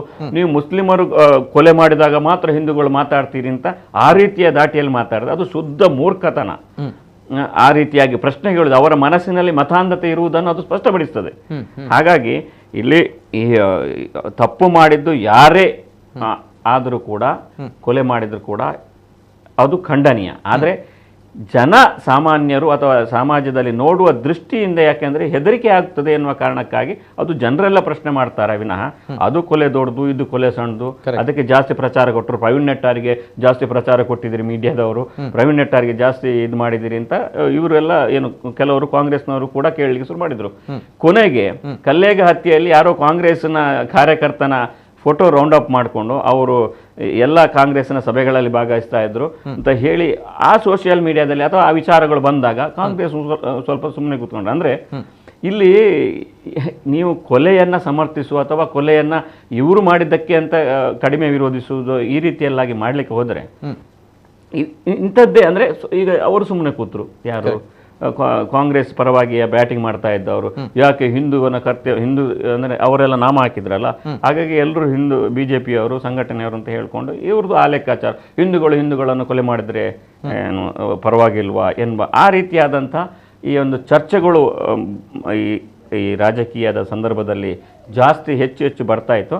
ಆದರೆ ಸದ್ಯಕ್ಕೆ ಇಂಥ ಕೊಲೆಗಳು ಪುತ್ತೂರಿಗೆ ಅಷ್ಟು ಒಳ್ಳೆಯದಲ್ಲ. ಮತ್ತು ಬದಲಾದ ಕಾಲದಲ್ಲಿ ಪುತ್ತೂರಿನ ಶಾಸಕರು ಅಶೋಕ್ ರೈ ಅವರು, ಕೋಡಿಮಾಡಿ ಅವರು ಕೂಡ ಅವರ ಹಿನ್ನೆಲೆ ಅವರು ಕೂಡ ಒಂದು ಹೋರಾಟದಿಂದ ಬಂದವರು. ಲಾಸ್ಟ್ ಟೈಮ್ ಎಲೆಕ್ಷನ್ ಟೈಮ್ನಲ್ಲೂ ಕೂಡ ಅವರ ಒಂದು ಪಿಸ್ತೂಲ್ ಹಿಡಿದಂಥ ಒಂದು ವಿಡಿಯೋ ಕೂಡ ವೈರಲ್ ಆಗಿತ್ತು. ಅಂದರೆ ಅವರ ಮತ್ತೆ ಅವರು ಎಲ್ಲ ಕಡೆಗಳಲ್ಲೂ ಕಾಂಗ್ರೆಸ್ನಲ್ಲೂ ಸ್ನೇಹಿತರಿದ್ದಾರೆ, ಯಾಕಂದ್ರೆ ಈಗ ಕಾಂಗ್ರೆಸ್ ಪಕ್ಷಕ್ಕೆ ಬಂದವರು. RSSನಲ್ಲೂ ಸ್ನೇಹಿತರಿದ್ದಾರೆ, ಯಾಕಂದ್ರೆ RSSನಲ್ಲಿ ಇದ್ದವರು. ಹಿಂದೂ ಜಾಗರಣ ವೇದಿಕೆಯಲ್ಲೂ ಸ್ನೇಹಿತರಿದ್ದಾರೆ, ಯಾಕೆಂದ್ರೆ ಅವರು ಸಂಘ ಪರಿವಾರದವರು. ಈ ಪುತ್ತಿಲ ಪರಿವಾರದವರು ಅವರಿಗೆ ಪರಿಚಯದವರು, ಯಾಕಂದ್ರೆ ಸಂಘಟನೆಯಲ್ಲಿದ್ದರು. ಮತ್ತೆ ಇಲ್ಲಿ ಪುತ್ತಿಲ ಪರಿವಾರ ಮತ್ತು ಹಿಂದೂ ಜಾಗರಣ ವೇದಿಕೆ ಅಥವಾ ಬಿಜೆಪಿ ನಡುವೆ ಗಲಾಟೆ ಆದ್ರೆ ಹೆಚ್ಚು ಸೇಫ್ ಯಾರು? ಅಶೋಕ್ ರೈ ಅವರು. ಹೆಚ್ಚು ಸೇಫ್ ಯಾರು? ಕಾಂಗ್ರೆಸ್ನವರು. ಹಾಗಾಗಿ ಹೆಚ್ಚು ಗಲಾಟೆಯನ್ನ ಅವರು ಶಮನ ಮಾಡ್ಲಿಕ್ಕೆ ಅವರಿಗೆ ಅಗತ್ಯ ಇರುವುದಿಲ್ಲ, ಅಂದ್ರೆ ಒತ್ತಡಗಳಿರುವುದಿಲ್ಲ. ಅದನ್ನ ಗಲಾಟೆ ಕಮ್ಮಿ ಮಾಡಬೇಕು. ಗಲಾಟೆ ಜಾಸ್ತಿ ಆದಷ್ಟು ಧ್ರುವೀಕರಣ ಆದಾಗ ಇವರಿಗೆ ಕಾಂಗ್ರೆಸ್ನವರಿಗೆ ಮತ್ತೊಮ್ಮೆ ಮೂರನೇ ಮತ್ತೆ ಪ್ರಬಲ ಶಕ್ತಿಯಾಗಿ ಹೊರಹೊಮ್ಮುವ ಸಾಧ್ಯತೆಯೂ ಇದೆ. ಅಂದ್ರೆ ಇದೆಲ್ಲ ಲೆಕ್ಕಾಚಾರ.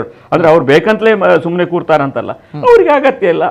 ಅಂದ್ರೆ ಹೆಚ್ಚು ಅವರು ಪೊಲೀಸರು ತಮ್ಮ ಕಾನೂನು ಕ್ರಮವನ್ನು ಕೈಗೊಳ್ಳಿ, ಇಲ್ಲೂ 2 ಜನ ಒಳಗಾಕಿ, ಅಲ್ಲೂ 2 ಜನ ಒಳಗಾಕಿ, ಅವ್ರಿಗೇನು ಲಾಭ? ಅಂದ್ರೆ ಆ ರೀತಿಯಾದಂಥ ಕಾನೂನು ಅದನ್ನ ನೋಡಿಕೊಳ್ತದೆ ಎನ್ನುವ ದೃಷ್ಟಿಯಲ್ಲಿ ಅವರು ಇಡ್ತಾರೆ. ಕರೆಕ್ಟ್, ಅದು ಅವರ ಟ್ಯಾಕ್ಟಿಕ್ಸ್. ಓಕೆ ಸರ್, ಈಗ ಲೆಟ್ ಮಿ ಕ್ಲಾರಿಫೈ, ಒಂದು ಕ್ಲಾರಿಟಿ ಬೇಕಾಗುತ್ತೆ. ಅಂದ್ರೆ ವಿಧಾನಸಭಾ ಚುನಾವಣೆ ಆಯಿತು, ಅಭ್ಯರ್ಥಿ ಜಯಗಳಿಸಿ ಆಯಿತು, ಕಾಂಗ್ರೆಸ್ ಅಲ್ಲಿ ಬಂತು ಕೂಡ ಆಯಿತು. ಅಂದ್ರೆ ಈಗ ಲೋಕಸಭೆ ಚುನಾವಣೆ ಬರ್ತಾ ಇದೆ ಅಂತ ಬಂದಾಗ ಅರುಣ್ ಕುಮಾರ್ ಪುತ್ತಿಲ ಆ ಸಂದರ್ಭದಲ್ಲಿ ಸೌಂಡ್ ಮಾಡಿಯೂ ಕೂಡ ಆಯಿತು. ಲೋಕಸಭೆಗೆ ಹಾಗಾದ್ರೆ ಇನ್ನೂ ಕೂಡ ಅರುಣ್ ಕುಮಾರ್ ಪುತ್ತಿಲ ಅವರ ಪವರ್ ಕಡಿಮೆ ಆಗಿಲ್ಲ ಅಂತ ಅನ್ಕೊಳ್ತೀರಿ? ಹಾಗಾದ್ರೆ ಅದರಿಂದಲೇ ಈ ರೀತಿ ಆಗ್ತಾ ಇರುವಂತದ್ದು. ಯಾಕಂದ್ರೆ ಒಂದು ನಾಯಕನ ಒಂದು ಪವರ್ ಅನ್ನೋದು ಇಷ್ಟು ಲೆವೆಲ್ಗೆ ಇರುತ್ತೆ, ಅಂದ್ರೆ ಒನ್ಸ್ ಅಗೇನ್ ಅವ್ರು ಕ್ಯಾರಿ ಮಾಡ್ತಾ ಇದಾರೆ ಅದನ್ನೇ ಅನ್ನುವಂತ. ಹಾಗಿದ್ನಲ್ಲೇ ಈ ಒಂದು ಗಲಾಟೆ. ಅರುಣ್ ಪುತ್ತಿಲ ಏನ್ ಪವರ್ ಅಂತ ರಾಜ್ಯ ವಿಧಾನಸಭಾ ಚುನಾವಣೆಯಲ್ಲಿ ತೋರಿಸ್ಕೊಟ್ಟಿದ್ದಾರೆ. Is powerful. ಆ ಸಂದರ್ಭದಲ್ಲಿ ಎಲ್ಲ ಕಡೆ ಅವರಿಗೆ ಒಂದು ಆಡಳಿತ ವಿರೋಧಿ ಶಕ್ತಿಯು ಮತ್ತೆ ಯಾರು ತಮಗೆ ಅನ್ಯಾಯ ಆಗಿದೆ ಅನ್ನುವಂಥ ಭಾವದಲ್ಲಿದ್ದ ಕಾರ್ಯಕರ್ತರು ಮತ್ತೆ ಪ್ರವೀಣ್ ನೆಟ್ಟಾರಿಗಾದ ಅನ್ಯಾಯವೇ ತಮಗೂ ಆಗ್ಬೋದು ಎನ್ನುವಂಥ ಕೆಲವೊಂದು ಮತದಾರರು ಕಾರ್ಯಕರ್ತರು ಆ ದಿಟ್ಟಿನಲ್ಲಿ ನಮಗೆ ರೆಬೆಲ್ ಆದ ಒಬ್ಬ ನಾಯಕ ಬೇಕು ಎನ್ನುವಾಗ ಆಗ ಸಮಯ ಸಂದರ್ಭ ಎಲ್ಲ ಕೂಡಿ ಬಂದು, ಇಲ್ಲಿದ್ರೆ ದಕ್ಷಿಣ ಕನ್ನಡಂತಹ ಜಿಲ್ಲೆಯಲ್ಲಿ ಕರಾವಳಿಯಲ್ಲಿ ಒಬ್ಬ ಬಿಜೆಪಿ ವಿರುದ್ಧವಾಗಿ ಬಿಜೆಪಿಯಿಂದಲೇ ರೆಬೆಲ್ ಆದವರು ಅಷ್ಟು ಮತಗಳನ್ನು ಅಂತರ ಪಡೆಯುವುದು ಬಹಳ ಅಪರೂಪ, ಬಹಳ ರೇರ್. ಆ ಸಂದರ್ಭದಲ್ಲಿ ಎಲ್ಲವೂ ಅನುಕೂಲಕರವಾಗಿತ್ತು. ಈಗ ಅಂತಹ ಪರಿಸ್ಥಿತಿ ಈಗಲೂ ಇದೆಯಾ? ನಾಯಕತ್ವ ಪ್ರಬಲ ನಾಯಕ ಪುತ್ತಿಲ ಎನ್ನುವುದು ನೋ ಡೌಟ್ ಈಗಲೂ ಇದೆಯಾ ಅಂತ ಹೇಳಿದ್ರೆ ಆಗ ಸಾಧ್ಯತೆಗಳಿಲ್ಲ. ಅದೇ ರೀತಿಯ ಪರಿಸ್ಥಿತಿ ಯಾವಾಗಲೂ ಒಂದೇ ರೀತಿಯಾದಂಥ ಪರಿಸ್ಥಿತಿ ಯಾವತ್ತೂ ಇರುವುದಿಲ್ಲ. ಈ ರೀತಿ ಬದಲಾಗಿದೆ. ಆದ್ರೆ ಅವರು ಆ ಶಕ್ತಿಗಳ ಕ್ರೋಢೀಕರಣಕ್ಕೆ ಈಗ ಹೊರಟಿದ್ದಾರೆ. ಅದರ ಫಲವಾಗಿಯೇ ನಿಮ್ಗೆ ಗೊತ್ತಿರ್ಬೋದು, ಒಂದು ಎಲೆಕ್ಷನ್ ಹೊತ್ತಿನಲ್ಲಿ ನ್ಯೂಸ್ ಪ್ಲಾಂಟರ್ಗಳು ಇರ್ತಾರೆ. ನ್ಯೂಸ್ ಪ್ಲಾಂಟ್ ಮಾಡುವವರು ಅವರು ನ್ಯಾಷನಲ್ ಚಾನೆಲ್ಗಳಲ್ಲಿ ನ್ಯೂಸ್ ಪ್ಲಾಂಟ್ ಮಾಡ್ಬೋದು, ಲೋಕಲ್ ಪತ್ರಿಕೆಗಳಲ್ಲಿ ಅಥವಾ ಡಿಬೇಟ್ಗಳಲ್ಲಿ, ಹೀಗೆ ಅಲ್ಲಲ್ಲಿ ನ್ಯೂಸ್ ಪ್ಲಾಂಟ್ಗಳನ್ನು ಮಾಡ್ತಾರೆ. ಅಂದರೆ ಈ ಸರಿ ರೇಗ್ ಗೊರ್ಪೇರಿ, ಈ ಸರಿ ನಾಳಿನ ಗೊರ್ಪು ಜರಪ್ಪ, ಈ ಸರಿ ರೇಗೆ, ಈ ಸರಿ ಬಿಜೆಪಿ ಸೋಟೆ ರೇಗ್ ಗೊರ್ಪುನು ಅಂತ ಆ ರೀತಿಯಾಗಿ ಎಲ್ಲ ಒಂದು ಕಡೆ ಮಾತುಕತೆ ಶುರು ಮಾಡುವಂಥದ್ದು, ಅಥವಾ ಎಲ್ಲಿ ಹೈಲೈಟ್ ಮಾಡುವಂಥದ್ದು, ಅಥವಾ ಇನ್ನೊಂದು ಕಡೆ ಹೋಗೋದು ಇಜ್ಜಿ ಬ್ರಿಜೇಶ್ ಚೌಟರಿಗೆ ಚಾನ್ಸ್ ಇಜ್ಜಿ ಬಹುಶಃ ಭರತ್ ಶೆಟ್ಟರಿಗೆ ಬರ್ಪೇರಿಗೆ. ಭರತ್ ಶೆಟ್ಟಿ ಎಂಬೇಕಾ ನಳಿನ್ ಕುಮಾರ್ ಕಟೀಲ್ನ ಅವಳು ಸುರತ್ಕಲ್ ಪಾಡ್ಬೇರು ಮೋಸ್ಟ್ಲಿ ಚಾನ್ಸ್ ಮುರಾಣಿ ಪ್ರೆಸ್ ಕ್ಲಬ್ ಲಾಂಚನೆ ಪಂಡ್ಲಕ್ಕಾಗುತ್ತೆ ಅಂದ್ರೆ ಒಂದು ಆ ರೀತಿಯಾದಂಥ ಮಾತುಗಳನ್ನು ಪ್ಲಾಂಟ್ ಮಾಡ್ತಾ, ಅಂದರೆ ಸ್ವಲ್ಪ ಇರ್ತದೆ ಪ್ಲಾಂಟ್ ಮಾಡೋರು. ಅದೇ ರೀತಿ ನ್ಯಾಷನಲ್ ಲೆವೆಲ್ ಮೀಡಿಯಾಗಳಲ್ಲಿ ಪ್ಲಾಂಟ್ ಮಾಡಲಿಕ್ಕೆ ಅಂತ ಮೊನ್ನೆ ಒಬ್ಬರು ಹೇಳಿದರು. ಅದು ಹೇಗೆ ಹೇಳಿದರೆ, ಒಬ್ಬ ಅಭ್ಯರ್ಥಿಯನ್ನು ಪ್ಲಾಂಟ್ ಮಾಡಲಿಕ್ಕೆ 3 ಲಕ್ಷದವರೆಗೆ ನಾವು ಇದು ತಗೊಳ್ತೇವೆ ಅಂತ, ಏನು ಕಾಂಟ್ರಾಕ್ಟ್ ತಗೊಳ್ತೇವೆ ಒಂದು ಅಭ್ಯರ್ಥಿ, ಅಂದ್ರೆ ಅಭ್ಯರ್ಥಿಯನ್ನಾಗಿ ಬಿಂಬಿಸಲಿಕ್ಕೆ. ಅಂದ್ರೆ ಆ ರೀತಿಯಾದಂಥ ಒಂದು ಬಿಂಬಿಸುವಂಥ ಪ್ರವೃತ್ತಿ ಬಹುಶಃ ಈ ಭಾಗದಲ್ಲಿ ಕರಾವಳಿಯಲ್ಲಿ ಬಂದಿದೆ. ಅಂದರೆ ಅಲ್ಲಿಯ ದೊಡ್ಡ ದೊಡ್ಡ ಮಟ್ಟದಲ್ಲಿ ಆ ರೀತಿಯ ಮಾತುಗಳನ್ನು ಹೊರಡಿಸೋದು, ಕೊನೆಗೆ ಅವರು ಆ ರೀತಿ ಇರ್ಬೋದು ಅಂತ ಈಗ ನಾವು ಚರ್ಚೆ ಮಾಡಿದ್ವಿ ನೋಡಿ. ಅವರು ಪ್ಲಾಂಟ್ ಮಾಡಿರ್ಬೋದು, ಆದರೆ ನಾವು ಚರ್ಚೆ ಮಾಡ್ತೇವೆ, ಜನರಿಗೆ ಹತ್ರ ಹೋಗ್ತದೆ, ಅದು ಟಿಕೆಟ್ ಸಿಗ್ತದೋ ಇಲ್ವೋ, ಬಟ್ ಒಬ್ಬ ಅಭ್ಯರ್ಥಿಯನ್ನ ಆ ರೀತಿಯಾಗಿ ಅವರು ಮಾಡ್ತಾರೆ ಅಲ್ಲ. ಮತ್ತೆ ಕೊನೆಗೆ ಅಭ್ಯರ್ಥಿ ಆಗುವುದು ಹೌದು, ಆದರೆ ಈ ರೀತಿಯಾದಂಥ ವ್ಯವಸ್ಥೆ ಕೂಡ ಇದೆ ಅಂತ. ಹಾಗಾಗಿ ನಿನ್ನೆ ಕೂಡ ನ್ಯಾಷನಲ್ ಲೆವೆಲಲ್ಲಿ ಕೂಡ ಅಭ್ಯರ್ಥಿ ಅಂತ ಬಂದಾಗ ಇವ್ರ ಹೆಸರುಗಳು ಯಾರು ಪುತ್ತಿಲ ಬಂದಿದೆ. ಗೆಲ್ತಾರೆ ಬೀಳ್ತಾರೆ ಬಿಡುವುದಲ್ಲ, ಆಗ ಸಹಜವಾಗಿ ಬಿಜೆಪಿಯಲ್ಲಿ ತಳಮಳ ಶುರು ಆಗ್ತದೆ. ತಳಮಳ ಶುರುವಾದಾಗ ತಕ್ಷಣದ ಏನು ನಾಯಕರು ಹೆಚ್ಚು ಪ್ರತಿಕ್ರಿಯೆಗೊಳ್ಳಿಕ್ಕೆ ಹೋಗುದಿಲ್ಲ, ಅವರ ಬೆಂಬಲಿಗರಿಗೆ ಅಥವಾ ಅವರ ಜೊತೆಗಿದ್ದವರು ಕೂಡ ಈ ರೀತಿಯಾಗಿ ಒಂದು ಘರ್ಷಣೆಗೆ ಕಾರಣ ಆಗ್ತದೆ. ಹಾಗಾಗಿ ಇದೊಂದು ಸಂಕ್ರಮಣ ಕಾಲ. ಹಾಗಾಗಿ ಇಂಥದ್ದೆಲ್ಲ ನಡೀತದೆ. ಇದು ರಾಜಕೀಯವಾಗಿ ನಡೆದಿರುವಂತಹ ಒಂದು ದುರ್ಘಟನೆ. ಸತ್ಯ, ದುರ್ಘಟನೆ ಅಂತಲ್ಲ, ಘಟನೆ. ದುರ್ಘಟನೆ ಅಂತ ನಾವು ಹೇಳಲ್ಲ. ಓಕೆ, ನೀವೇ ನಾನು ಮುಂದಕ್ಕೆ ಮನೀಶ್ ಕುಲಾಲ್ ಅವರು, ಅಂದ್ರೆ ಪುತ್ತಿಲ ಪರಿವಾರದ ಕಾರ್ಯಕರ್ತರು, ಅಂದ್ರೆ ಪುತ್ತಿಲ ಪರಿವಾರದ ಈ ಕಾರ್ಯಕರ್ತನ ಮೇಲೆ ದಾಳಿಗೆ ಯತ್ನ ನಡೆದಿರುವಂತದ್ದು. ಯಾಕಂದ್ರೆ ಮೊದಲದಾಗಿ ಯಾವ ರೀತಿ ಇತ್ತು ಅಂತ ಹೇಳಿದಾಗ ಸುದ್ದಿ ಬಂದಿರುವಂತದ್ದು ದಾಳಿ ಆಗಿದೆ ಅನ್ನುವಂತ ನಿಟ್ಟಿನಲ್ಲಿ ಕೂಡ ಸುದ್ದಿ ಆಗಿತ್ತು. ಅಂದ್ರೆ ದಾಳಿ ಆಗಿದೆ, ದಾಳಿಗೆ ಯತ್ನ ನಡೆದಿದೆ ಅನ್ನುವಂತ ನಿಟ್ಟಿನಲ್ಲಿ. ಆದ್ರೆ ಅಲ್ಲಿ ಮನೀಶ್ ಅನ್ನುವಂತಹ ಕಾರ್ಯಕರ್ತ ಇರಲಿಲ್ಲ ಆ ಸಂದರ್ಭ, ಯಾಕಂದ್ರೆ ಅವ್ರು ಬೇರೆ ಕಡೆಯಲ್ಲಿ ಇದ್ರಂತೆ. ಹಾಗೆ ಸಂಭಾವ್ಯ ಆಗಿರುವಂತಹ ಅಪರಾಧ ತಪ್ಪಿ ಹೋಗಿದೆ ನೋಡೋಟ ಒಂದು ವಿಚಾರಗಳಲ್ಲಿ. ಹಾಗಿದ್ದಾಗ ನಾನು ನೇರವಾಗಿ ಮನೀಶ್ ಅವ್ರ ಜೊತೆ ಮಾತಾಡ್ಬೇಕು. ಅಟ್ ದ ಸೇಮ್ ಟೈಮ್ ನಾನು ಅರುಣ್ ಕುಮಾರ್ ಪುತ್ತಿಲ್ ಅವ್ರ ಜೊತೆ ಕೂಡ ನಾನು ಮಾತಾಡಬೇಕು ಈ ಒಂದು ವಿಚಾರದ ಹಿನ್ನೆಲೆ. ಎಸ್, ಆ ಬಗ್ಗೆ ನಾನು ಟೆಕ್ನಿಕಲ್ ಟೀಮ್ ದಯಮಾಡಿ ಕಾಲ್ ಟ್ರೈ ಮಾಡಿ. ಓಕೆ, ಎಸ್, ಅದೇ ರೀತಿ ಸರ್, ಒಂದರ ಹಿಂದೊಂದರಂತೆ ಈ ರೀತಿಯ ಒಂದು ಶಾಂತಿ ಸುವ್ಯವಸ್ಥೆ ತಾವು ಹೇಳಿದಿರಿ. ಈಗ ಅಲ್ಲಿರುವಂತಹ ಒಂದು ಶಾಸಕರು ಯಾವ ಪಕ್ಷದವರು, ಹಾಗಿದ್ದಾಗ ಯಾರಿಗೆ ಅಡ್ವಾಂಟೇಜ್ ಅದೇನೇ ಇರಲಿ, ಅದೆಲ್ಲ ಹೊರತಾಗಿ ಒಬ್ಬ ನಾಯಕ ಅಂತ ಬಂದಾಗ ಅಥವಾ ಅಲ್ಲಿ ಜನಪ್ರತಿನಿಧಿ ಅಂತ ಬಂದಾಗ ಅಲ್ಲಿ ಶಾಂತಿ ಸುವ್ಯವಸ್ಥೆ ನೆಲೆಸಬೇಕು. ಜನರಿಗೆ ಅಲ್ಟಿಮೇಟ್ಲಿ ಬೇಕಾಗಿರುವಂಥದ್ದು ಶಾಂತಿ ಸುವ್ಯವಸ್ಥೆ. ಪುತ್ತೂರು ಅಂತ ಬಂದಾಗ ಪ್ರವೀಣ್ ನಿಟ್ಟಲ್ ಅವರ ಹತ್ಯೆಯಿಂದ ಹಿಡಿದು ಅಲ್ಲಿ ಆಗಿರುವಂತಹ ಘಟನೆಗಳನ್ನ, ಗಲಭೆಗಳನ್ನ, ಚುನಾವಣೆ ಸಂದರ್ಭದಿಂದ ಹಿಡಿದು ಬಹಳಷ್ಟು ಹಗ್ಗ ಜಗ್ಗಾಟಗಳನ್ನ, ಜಿದ್ದಾಜಿದ್ದಿ ಕಾಳಗವನ್ನ ಆ ಭಾಗದ ಜನರು ನೋಡಿದ್ದಾರೆ. ಅವರಿಗೆ ಕೆಲವರಿಗೆ, ಬಹಳಷ್ಟು ಜನರಿಗೆ, ಬಹುತೇಕರಿಗೆ ನೆಮ್ಮದಿ ಬೇಕು ಇರ್ಬೋದು. ತಾವು ಹೇಳಿದಾಗೆ ಒಂದು 1% ಒಂದು ರಾಜಕೀಯವಾಗಿರುವಂತಹ ಮೇಲಾಟಗಳು ಆಡುವಂತಹವರು, ಇವೆಲ್ಲದರ ಜೊತೆಗೆ ಅಲ್ಲಿರುವಂಥ ಜನರಿಗೆ ನೆಲೆಸಲಿಕ್ಕೆ ನೆಮ್ಮದಿ ಬೇಕು. ಹಾಗಿದ್ದಾಗ ಶಾಂತಿ ಸುವ್ಯವಸ್ಥೆ ಬೇಕಲ್ವಾ ಅಲ್ಲಿ? ಆ ರೀತಿ ಇದ್ದಾಗ ಯಾಕೆ ಹೀಗಾಗುತ್ತೆ? ಯಾಕೆಂದ್ರೆ ಈಗ ಹಳೆಯ ಗಾಯಗಳೆಲ್ಲ ಅದರಲ್ಲಿ ಕೀವಾಗಿ, ವೃಣಾಗಿ, ಕೀವಾಗಿ ಇದ್ರೆ ಅದರ ಮೇಲಿಂದ ಮದ್ದು ಹಾಕ್ಲಿಕ್ಕೆ ಆಗುದಿಲ್ಲ. ಅದೆಲ್ಲ ಪೂರ್ತಿ ಕೀವು ಹೋಗಬೇಕು ಹೊರಗೆ. ಅಂದ್ರೆ ಅಲ್ಲಿ ಸ್ವಲ್ಪ ನೋವಾಗ್ತದೆ, ಗಾಯ ಆಗ್ತದೆ ಅಲ್ಲಿ ತೆಗೆಯುವಾಗ. ಹಾಗೆ ಇವರು ಕೂಡ ಶಾಸಕರು ಬಹುಶಃ ಅಲ್ಲಿ ಸ್ವಲ್ಪ ಹೋಗ್ಲಿ, ಗಾಯ ಆಗಿ ಕ್ಲೀನ್ ಆಗಲಿ, ಅಲ್ಲೆಲ್ಲೇ ಓಡ್ಕೊಂಡು ಸ್ವಲ್ಪ ಸರಿಯಾಗಲಿ ಅನ್ನೋ ದೃಷ್ಟಿಯಿಂದ ಇರ್ಬೋದು. ಅಂದರೆ ಇವರು ಮತ್ತೆ ಇಂಥ ತಳುವಾರು ಕಾಳಗಗಳನ್ನು ಹೆದರಿಕೆಯ ಮೂಲಕವಷ್ಟೇ, ಅಂದರೆ ಆಡಳಿತದ ಮೇಲೆ ಹೆದರಿಕೆ ತುಂಬ ಇದ್ದರೆ ಈಗ ಭಾರಿ ಸ್ಟ್ರಾಂಗ್ ಆ್ಯಕ್ಷನ್ ತಗೊಳ್ತದೆ, ಈಗ ಹಿಡ್ಕೊಂಡು ಹೋದರೆ ಅಂತ ಒಂದು ಸಂದೇಶಗಳಿದ್ರೆ ಅವ ಎನ್ಕೌಂಟರ್ ಸ್ಪೆಷಲಿಸ್ಟ್ ಅಂತ ಇನ್ಸ್ಪೆಕ್ಟರ್ ಅಥವಾ DSP ಅಂದ್ರೆ ಆ ರೀತಿಯಾದಂಥ ಒಂದು ಹೆದರಿಕೆ ಇದ್ರೆ ತಳುವಾರ ಶೋಭಾಜಿಗಳು ತುಂಬ ಕಮ್ಮಿ ಆಗ್ತದೆ, ಎಲ್ಲ ಕಾಲಿಗೆ ಹೊಡೆದ್ರೆ ಅಂತ. ಇಲ್ಲಿ ಬಹುಶಃ ಪುತ್ತೂರು ವಿಭಾಗದಲ್ಲಿ ಆ ರೀತಿಯಾದಂಥ ಒಂದು ಹೆದರಿಕೆ ಸದ್ಯಕ್ಕೆ ಇಲ್ಲ. ಏನಾದರೂ ಮಾಡಿ ನಾವು ತಪ್ಪಿಸ್ಕೊಳ್ಬೋದು, ನಮಗೆ ಪರಿಚಯ ಉಂಟು, ಅಂದರೆ ಆ ರೀತಿಯ ಒಂದು ಭರವಸೆಯೋ ಅಥವಾ ಆ ರೀತಿಯ ಧೈರ್ಯವೋ ಆ ಭಾಗದಲ್ಲಿ ಇದ್ದ ಕಾರಣಕ್ಕೆ ಅಲ್ಲಿ ಜಾಸ್ತಿ ಆಗ್ತಾ ಇದೆ ಅಂತ ಅಂದರೆ ನಮ್ಮದು ಲೆಕ್ಕಾಚಾರ. ಇಲ್ಲದ್ರೆ ಯಾವತ್ತೂ ಕೂಡ ಏನು ರೌಡಿಗಳು ಹೆಚ್ಚು ಹಾರಾಟ ಅಥವಾ ತಲವಾರುಗಳು ಹೆಚ್ಚು ಕುಣಿಲಿಕ್ಕೆ ಶುರು ಆಗ್ತದೆ ಅಂತ ಹೇಳಿದ್ರೆ ಅಲ್ಲಿ ಪೊಲೀಸರ ಮೇಲಿನ ಹೆದರಿಕೆ ಕಮ್ಮಿ ಆಗಿದೆ, ಆಡಳಿತ ಬಿಗು ಕಮ್ಮಿ ಆಗಿದೆ ಎನ್ನುವಂಥ ಒಂದು ಸಹಜವಾದಂಥ ಸಂದೇಶಗಳು ರವಾನೆ ಆಗ್ತದೆ. ಅಂದರೆ ಆವಾಗ ಈ ಪೊಲೀಸರು ಅವರಿಗೆ ಹೆದರಿಕೆ ಹುಟ್ಟಿಸುವಂಥ ಅಥವಾ ಕಟ್ಟುನಿಟ್ಟಿನ ಕ್ರಮಗಳನ್ನು ಕೈಗೊಳ್ಳುವಂಥದ್ದು ಒಂದೆರಡು ಸಮಾಜದಲ್ಲಿ ಅಥವಾ ಅಂಥ ರೌಡಿಗಳಿಗೆ ಒಂದು ಸಂದೇಶವನ್ನು ಮುಟ್ಟಿಸುವಂಥ ಕೆಲಸ ಮಾಡಬೇಕು. ಈಗ ಬಹುಶಃ ಆ ಕೆಲಸವನ್ನು ಮಾಡದಿದ್ದರೆ ಅಂದರೆ ಪೊಲೀಸರು ಅಥವಾ ಆಡಳಿತದವರು ಅದೇನು ಮಾಮೂಲು ಘಟನೆ ಅಥವಾ ಅದೇನು ತೊಂದರೆ ಇಲ್ಲ, ಅವನು ರೋಡಿ ಇವನು ರೋಡಿ ಅಂದ್ರೆ ಆ ಥರ ಮಾತಾಡಿ ಅದನ್ನು ತೇಪೆ ಹಚ್ಚುವ ಕೆಲಸ ಮಾಡದೆ ಯಾರೇ ಮಾಡಿದರೂ ಇದನ್ನು ಏನು ಬಿಡುವುದಿಲ್ಲ ಅಂತ ಹೇಳಿ ಒಂದು ಸಂದೇಶ ನಾವು ಅದನ್ನು ಹೇಳಲಿಕ್ಕೆ ಆಗೋದಿಲ್ಲ. ಅವ್ರಿಗೆ ಗೊತ್ತಿದೆ ಪೊಲೀಸರಿಗೆ ಯಾವ ರೀತಿ ಸಂದೇಶ ಅಂತ ಅವ್ರಿಗೆ ಗೊತ್ತಿದೆ, ನಾವು ಅಷ್ಟು. ಹಾಗಾಗಿ ಆ ಸಂದೇಶವನ್ನ ರೌಡಿಗಳಿಗೆ ಮುಟ್ಟಿಸಿದರೆ ಖಂಡಿತ ಒಂದು ಅಥವಾ ರಾಜಕೀಯ ವೈಷಮ್ಯಗಳ ಗಲಾಟೆಗಳಿಗೂ ಇದು ಅಪ್ಲೈ ಮಾಡ್ತೇವೆ, ನಿಮಗೆ ರಾಜಕೀಯದಲ್ಲಿ ಯಾರು ರಕ್ಷಣೆ ಕೊಡೋದಿಲ್ಲ ಆಮೇಲೆ ಎನ್ನುವಂಥ ಸಂದೇಶವು ಕೂಡ ರಾಜಕೀಯ ನಾಯಕರು ಅಥವಾ ಆಡಳಿತದಿಂದ ಬಂದರೆ ಸ್ವಲ್ಪ ಕಮ್ಮಿ ಆಗ್ಬೋದು, ನಮ್ಮ ಸಲಹೆ. ಓಕೆ ಎಸ್ ಸರ್, ಬರ್ತೇನೆ. ಜೊತೆಗೆ ನಾನು ಅರುಣ್ ಕುಮಾರ್ ಪುತ್ತಿಲ್ ಅವರಿಗೆ, ಜೊತೆಗೆ ಮನೀಶ್ ಪುತ್ತಿಲ್ ಅವರು ಲೈನಲ್ಲಿದ್ದಾರಾ?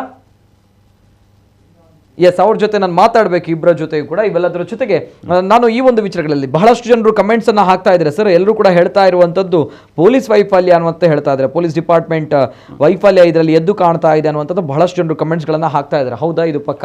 ಅಂದ್ರೆ ಪೊಲೀಸ್ ಈ ಗಲಾಟೆ ಸಿಟ್ಟು ಮಾಡ್ಕೊಂಡು ಗಲಾಟೆ ಹೊಡೆದಾಟ ಮಾಡ್ಕೊಳ್ಳೋಕೆ ಪೊಲೀಸ್ ವೈಫಲ್ಯ ಅಂತ ತಕ್ಷಣ ಹೇಳಲಿಕ್ಕೆ ಆಗುದಿಲ್ಲ. ಅಂದ್ರೆ ಅಲ್ಲಿ ಮೇಲ್ನೋಟಕ್ಕೆ ಗಲಾಟೆ ಅಂತ ಬಂದಾಗ ಅಶೋಕ್ ರೈ ಅವರು ನೇರವಾಗಿ ಹೇಳಿದ್ದಾರೆ, ಇನ್ನು ಮುಂದಕ್ಕೆ ನಾನು ಕಾನೂನು ಸುವ್ಯವಸ್ಥೆ ವಿಚಾರವಾಗಿ ಬಹಳಷ್ಟು ಕಾನ್ಸಂಟ್ರೇಟ್ ಮಾಡ್ತೀನಿ ಅನ್ನೋದು ಮುನ್ನೆ ಅಕ್ಷಯ್ ಕಲ್ಲೇಗ ಅವರ ಹತ್ಯೆಯ ನಂತರ ಅವ್ರು ಹೇಳಿರುವಂತಹ ಸ್ಟೇಟ್ಮೆಂಟ್. ಯಾಕಂದ್ರೆ ಈ ರೀತಿ ಆಗ್ತಾ ಇದೆ, ನಾನು ಪುತ್ತೂರನ್ನ ಒಂದು ಹದ್ದುಬಸ್ತಲ್ಲಿ ಇಡ್ತೀನಿ ಅನ್ನುವಂತ ನಿಟ್ಟಿನಲ್ಲಿ ಅವರು ಹೇಳಿದ್ದು ಸರಿ, ಚೆನ್ನಾಗಿದೆ. ಬಟ್ ಆ ಒಂದು ಸಂದೇಶ ಪೊಲೀಸ್ ಇಲಾಖೆಯಿಂದ ಏನು ಕಾರ್ಯರೂಪದ ಮೂಲಕ ಹೋಗಬೇಕು.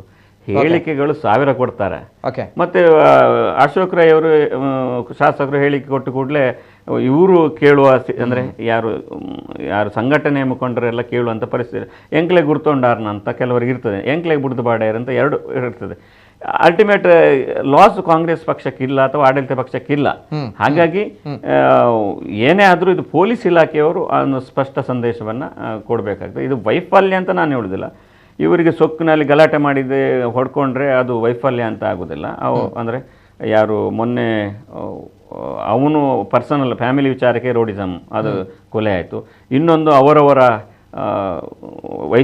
ವೈಷಮ್ಯಕ್ಕೆ, ಇದು ರಾಜಕೀಯ ವೈಷಮ್ಯಕ್ಕೆ.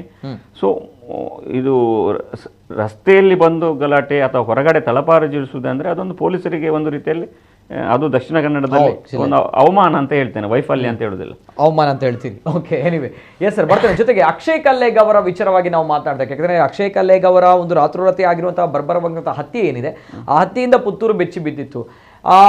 ಇದಕ್ಕೆ ಕಾರಣ ಎಲ್ಲೊಂದು ಕಡೆಯಲ್ಲಿ ಮಾದಕ ವಸ್ತುಗಳು, ಮಾದಕ ವ್ಯಸನ ಜಾಸ್ತಿ ಆಗ್ತಾ ಇದೆ ಅನ್ನೋ ಪ್ರಶ್ನೆಗಳನ್ನು ಬಹಳಷ್ಟು ಕೇಳ್ತಾ ಇದ್ರು. ಅದಕ್ಕೂ ಕೂಡ SP ಅವರು ಸ್ಪಷ್ಟನೆಯನ್ನು ಕೊಟ್ಟಿದ್ದಾರೆ. ಅದಕ್ಕೂ ಕೂಡ SP ಅವರು ಹೇಳಿದ್ದಾರೆ, ಅಲ್ಲಿ ಮಾದಕ ವ್ಯಸನಗಳ ವಿಚಾರವಾಗಿ, ಜೊತೆಗೆ ಅಕ್ಷಯ್ ಕಲ್ಲೇಗ ಅವರ ಹತ್ಯೆಯ ಹಿಂದೆ ಕೂಡ SP ಅವರು ಮಹತ್ವದ ಒಂದು ಪ್ರೆಸ್ ಮೀಟ್ ಅನ್ನ ಮಾಡಿದ್ದಾರೆ. ನಿನ್ನೆ ದಿನ ಅವರು ಹೇಳಿದ್ದಾರೆ, ನನಗೆ ಆ ದೃಶ್ಯಾವಳಿಗಳು ಬೇಕು, SP ಅವರು ಹೇಳಿರುವಂತಹ ವಿಚಾರ, ಆ ಬಗ್ಗೆ ಕೂಡ ನಾನು ಚರ್ಚೆಯನ್ನು ಮಾಡಬೇಕು. ಯಾಕಂದ್ರೆ SP ಅವರು ಹೇಳಿರುವಂತಹ ಹೇಳಿಕೆಗಳು ಕೂಡ ಬಹಳಷ್ಟು ಚರ್ಚೆಯನ್ನು ಸೃಷ್ಟಿ ಮಾಡಿದೆ. ಯಾಕಂದ್ರೆ ಪ್ರಸಕ್ತ ಕಾಲಘಟ್ಟದಲ್ಲಿ ಅಕ್ಷಯ್ ಕಲ್ಲೇಗ ಅವರ ಹತ್ಯೆಯ ವಿಚಾರವಾಗಿ ಏನು ಹೇಳ್ತಾರೆ ಸರ್, ತಮ್ಮ ಕೂಡ ಗಮನಕ್ಕೆ ಇದೆ? ಈಗ ಅವರು ಹೇಳೋದು ಗಾಂಜಾ, ಮೋಸ್ಟ್ಲಿ ಗಾಂಜಾ ಇಲ್ಲ ಅಂತ ಹೇಳಿದ್ರೆ ಮಾದಕ ವಸ್ತು ಆಗುದಿಲ್ಲ. ಈ ಆಲ್ಕೋಹಾಲ್ ನನ್ನ ಲೆಕ್ಕದಲ್ಲಿ ಅದು ಮಾದಕವೇ, ಮದ್ಯ ಅಂದ್ರೆ ಮಾದಕವೇ. ಮದ್ಯ ಇದೆ, ಮದ್ಯ ಇದೆ 100%. ಸರ್, ಆ ಒಂದು ಸ್ಟೇಟ್ಮೆಂಟ್ ಗಳನ್ನ ತೆಗೆದುಕೊಂಡು ನಾನು ಬರ್ತೇನೆ. ಎಸ್ ಸರ್, ಎಸ್ ಸರ್, ಏನ್ ಹೇಳಿದ್ದಾರೆ SP ಅವರು? ಆ ಒಂದು ಸ್ಟೇಟ್ಮೆಂಟ್ ಅನ್ನ ನಿಮ್ಮ ಮುಂದೆ ಹಾಕ್ತಾ ಇದ್ದೀವಿ. ಯಾಕಂದ್ರೆ ಈ ಒಂದು ಸ್ಟೇಟ್ಮೆಂಟ್ ಕೂಡ ಸಂಚಲನ ಸೃಷ್ಟಿ ಮಾಡಿದೆ. ಸುಮಾರು ನೈಟ್ ಒಂದು 11:30 ಮಧ್ಯದಲ್ಲಿ ಪುತ್ತೂರು ಟೌನ್ ಲಿಮಿಟ್ಸ್ನಲ್ಲಿ ಅಕ್ಷಯ್ ಕಲ್ಲೇಗ ಅಂತ ಒಂದು 29 ವರ್ಷ ಹುಡುಗನ್ನ ಒಂದು 4 ಜನ, ಅದರಲ್ಲಿ ಇಬ್ಬರು ಫಸ್ಟಲ್ಲಿ ಅವನ ಜೊತೆ ಜಗಳ ಮಾಡಿದವರು ಮತ್ತು ಇನ್ನಿಬ್ಬರು ಲೇಟರ್ ಕರ್ಕೊಂಡ್ಬಂದು ಈ 4 ಜನ ಸೇರಿ ಮರ್ಡರ್ ಮಾಡಿದ್ದಾರೆ ಅಂತ ಹೇಳಿ ನಮ್ಮಲ್ಲಿ ಒಂದು FIR 302 ರಿಜಿಸ್ಟರ್ ಆಗಿದೆ. ಆ ಕೇಸ್ನ ಇನ್ವೆಸ್ಟಿಗೇಷನ್ ಮಾಡಲಾಗಿ ಈಗ ಆಲ್ರೆಡಿ 4 ಜನ ಅರೆಸ್ಟ್ ಆಗಿದ್ದಾರೆ. ಅವರ ಮನೀಶು, ಚೇತನ್ನು, ಮಂಜಾ ಮತ್ತು ಕೇಶವ ಅಂತ ಇವರು 4 ಜನ ಕೂಡ ಈ ಅಕ್ಷಯ್ ಕಲ್ಲೇಗ ಅನ್ನೋನ್ನ ಮರ್ಡರ್ ಮಾಡಿರೋದಕ್ಕೆ ಅರೆಸ್ಟ್ ಆಗಿದ್ದಾರೆ. ಇದು ವಿಷಯ ಈಗ ನಮ್ಮ ಮೇಲ್ವಿಚಾರಣೆಯಲ್ಲಿ ಗೊತ್ತಾಗಿರೋದೇನು ಅಂದರೆ, ಇವರು ಒಂದು ಅಲ್ಲಿ ನಡೆದಿದ್ದ ಆಕ್ಸಿಡೆಂಟ್ ಬಗ್ಗೆ ಸ್ವಲ್ಪ ಬಾಯ್ ಮಾಡ್ಕೊಂಡಿದ್ದಾರೆ. ಅದಾದಮೇಲೆ ಈ ಅಕ್ಷಯ್ ಮತ್ತು ಅವನು ನಿನ್ನ ನೋಡ್ಕೊಳ್ತೀನಿ ಅಂತ ಒಬ್ರಿಗೊಬ್ರು ಹೇಳ್ಕೊಂಡಿರೋದ್ರಿಂದ ಇವರು ಮುಂಚೆ ಎಲ್ಲಿ ಯಾವ ಪಾಯಿಂಟಲ್ಲಿ ಕುಡಿತಾ ಇದ್ರು ಆ ಪಾಯಿಂಟ್ಗೆ ಈ ಚೇತನ್ನು, ಮನೀಶು ಮತ್ತು ಮಂಜಾ, ಕೇಶವ ಬರ್ತಾರೆ. ಅಲ್ಲಿ ಜಗಳ ಆಗುತ್ತೆ. ಆಮೇಲೆ ಮಚ್ಚಿನಿಂದ ಈ ಅಕ್ಷಯ್ ಕಲ್ಲೇಗನ ಹೊಡೆದು ಸಾಯಿಸಿದ್ದಾರೆ. ಪ್ರೈವೇಟ್ ಬಸ್ ಕಂಡಕ್ಟರ್ ಇದ್ದವನು ಬೈಕ್ನಲ್ಲಿ ಬರ್ತಿರ್ಬೇಕಾದ್ರೆ ಅವನು ಇನ್ನೊಂದು ಪಾಸರ್ ಬೈ ರೋಡ್ನಲ್ಲಿ ನಡ್ಕೊಂಡು ಹೋಗ್ತಿರೋವನಿಗೆ ಗುದ್ದಿ ಅಲ್ಲೊಂದು ಆಕ್ಸಿಡೆಂಟ್ ಆಗುತ್ತೆ. ಈ ಕಂಡಕ್ಟರ್ ಏನಿದ್ದ ಇವನಿಗೆ ಇಬ್ರು ಕೂಡ ಪರಿಚಯ, ಅಕ್ಷಯ್ನು ಫ್ರೆಂಡೇ ಹಾಗೂ ಇವನು ಯಾರು ಚೇತನ್ ಇದ್ದಾನೆ ಅವನಿಗೂ ಕೂಡ ಪರಿಚಯ ಇದ್ದವನೇ. ಸೊ ಆ ಆಕ್ಸಿಡೆಂಟ್ ವಿಷಯದಲ್ಲಿ ಅವನನ್ನ ಇವರೆಲ್ಲರೂ ಕೂಡ ಅಲ್ಲೇ ಇರ್ತಾರೆ ಆ ಟೈಮ್ನಲ್ಲಿ. ಹಾಗಾಗಿ ಅವನನ್ನು ಶಿಫ್ಟ್ ಮಾಡ್ತಾರೆ. ಶಿಫ್ಟ್ ಮಾಡಿದ್ಮೇಲೆ ಆ ವಿಷಯದ ಬಗ್ಗೆ ಈ ಕಂಡಕ್ಟರ್ ಏನು ಫೋನ್ ಮಾಡ್ತಾನೆ ಚೇತನ್ಗೆ, ಮಾಡಿದಾಗ ಆ ಫೋನ್ ತಗೊಂಡು ಈ ಅಕ್ಷಯ್ ಕೂಡ ಮಾತಾಡ್ದ, ಪ್ಲಸ್ ಆ ಟೈಮ್ನಲ್ಲಿ ಸ್ವಲ್ಪ ವಾಗ್ವಾದ ಆಯಿತು ಅನ್ನೋದು ನಮ್ಮ ಹತ್ರ ಇರೋ ಮಾಹಿತಿ. ಫರ್ದರ್ ಇನ್ವೆಸ್ಟಿಗೇಷನ್ನಲ್ಲಿ ಉಳಿದಿದ್ದೆಲ್ಲ ಗೊತ್ತಾಗುತ್ತೆ. ಈ ಥರ ಏನೋ ಸುಮ್ಮನೆ ಹಾಕ್ತಾ ಇದ್ದಾರೆ, ಗಾಂಜಾ ಸೇವನೆ ಮಾಡಿ ಅದು ಮಾಡಿ ಇದು ಮಾಡಿ. ಇನ್ನೂ ಯಾವುದು ರಿಪೋರ್ಟ್ಸೇ ಬಂದಿಲ್ಲ ಅವ್ರದ್ದೆಲ್ಲ. ಏನು ನಾವು ಸ್ಯಾಂಪಲ್ ಎಲ್ಲ ಕಲೆಕ್ಟ್ ಮಾಡಿ ಕಳಿಸ್ತೀವಿ, ಅದು ಯಾವುದೇ FSL ರಿಪೋರ್ಟ್ಸ್ ಬಂದಿಲ್ಲ. ಸೊ ಈ ಥರ ಊಹಾಪೋಹದ ವಿಷಯಗಳು ಹೇಳೋದು ಅವಾಯ್ಡ್ ಮಾಡಿದ್ರೆ ತುಂಬ ಬೆಟರ್. ಯಾಕೆಂದರೆ ಈ ಥರ ಹೇಳೋದ್ರಿಂದ ಸೊಸೈಟಿನಲ್ಲಿ ಅನ್ನೆಸೆಸರಿ ಒಂದು ಪ್ಯಾನಿಕ್ ಸೃಷ್ಟಿ ಮಾಡ್ದಂಗೆ. ಆಮೇಲೆ ಕೆಲವು ಕೇಸ್ಗಳೆಲ್ಲ ಇದೆ, ಹಳೆ ಕೇಸ್ಗಳು 307 ಅಂಥದ್ದೆಲ್ಲ. ಮತ್ತು ಇವನು ಈ ಮನೀಶು, ಚೇತನ್ ಮೇಲೆ ಕೂಡ, ಮನೀಶ್ ಮೇಲೆ ಕೂಡ ಹಳೇದು ಯಾವುದೋ ಒಂದು ಕೇಸ್ ಇದೆ. ಇದೇ ಥರ ಪರಿಚಯ ಇದೆ, ಇವ್ರಿಗೆಲ್ಲರಿಗೂ ಪರಿಚಯ ಇದೆ, ಒಟ್ಟಿಗೆ ಕೆಲಸ ಎಲ್ಲ ಮಾಡಿದ್ದಾರೆ ಕೆಲವು ವಿಷಯದಲ್ಲಿ. ಎಲ್ಲರೂ ಪರಿಚಯಿಸ್ತಾರೆ, ಒಂದೇ ಊರಿನವರು ಎಲ್ಲರೂ, ಈಗ ಆ ಕಲ್ಲೇಗ ಏರಿಯಾದವರೇ ಎಲ್ಲರೂ. ನನ್ನ ಹತ್ರ ಆ ಮಾಹಿತಿ ಇಲ್ಲ ಆಸ್ ಆಫ್ ನೌ. ಫರ್ದರ್ ಗೊತ್ತಾದರೆ ತಿಳಿಸ್ತೀವಿ. And if there is anything we will take necessary action. ನಮ್ಮ ನಕ್ಸಲ್ ಟೀಮು ಲಾಸ್ಟ್ ದಸರಾ ಟೈಮಲ್ಲಿ ಏನೋ ಒಂದು ಕಿರಿಕ್ ಮಾಡ್ಕೊಂಡಿದ್ರು, ಒಂದು ಹುಲಿವೇಷ ಸ್ಪರ್ಧೆ ಕೂಟದಲ್ಲಿ ಅಂತ ಒಂದು ರೀತಿ ಅಲ್ಲಿ ಪ್ರೈಸ್ ವಿಚಾರದಲ್ಲಿ ಗಲಾಟೆ ಆಗಿತ್ತು ಅಂತ ವಿಚಾರ ಮಾಡ್ತೀವಿ. ಅಂಥದ್ದೇನಾದ್ರು ಇದ್ರೆ ಸರ್, 3 ಪರ್ಸನ್ಸ್ ಇನ್ವಾಲ್ವ್ ಆಗಿದ್ದಾರೆ, ಇವರಂತೆ ಬೇರೆ ಏನಾದರೂ ಇನ್ಫ್ಲೂಯೆನ್ಸಸ್ ಇದೆ ನೋಡಬೇಕು. ಈಗ ಆಸ್ ಆಫ್ ನೌ ನಮ್ಮ ಹತ್ರ ಇರೋ ಮಾಹಿತಿ ಪ್ರಕಾರ ಏನು ಅರೆಸ್ಟ್ ಮಾಡ್ಬೇಕು ಅದು ಮಾಡಿದ್ದೀವಿ. ಫರ್ದರ್ ಏನಾದರೂ ಇದ್ರೆ we will take necessary action.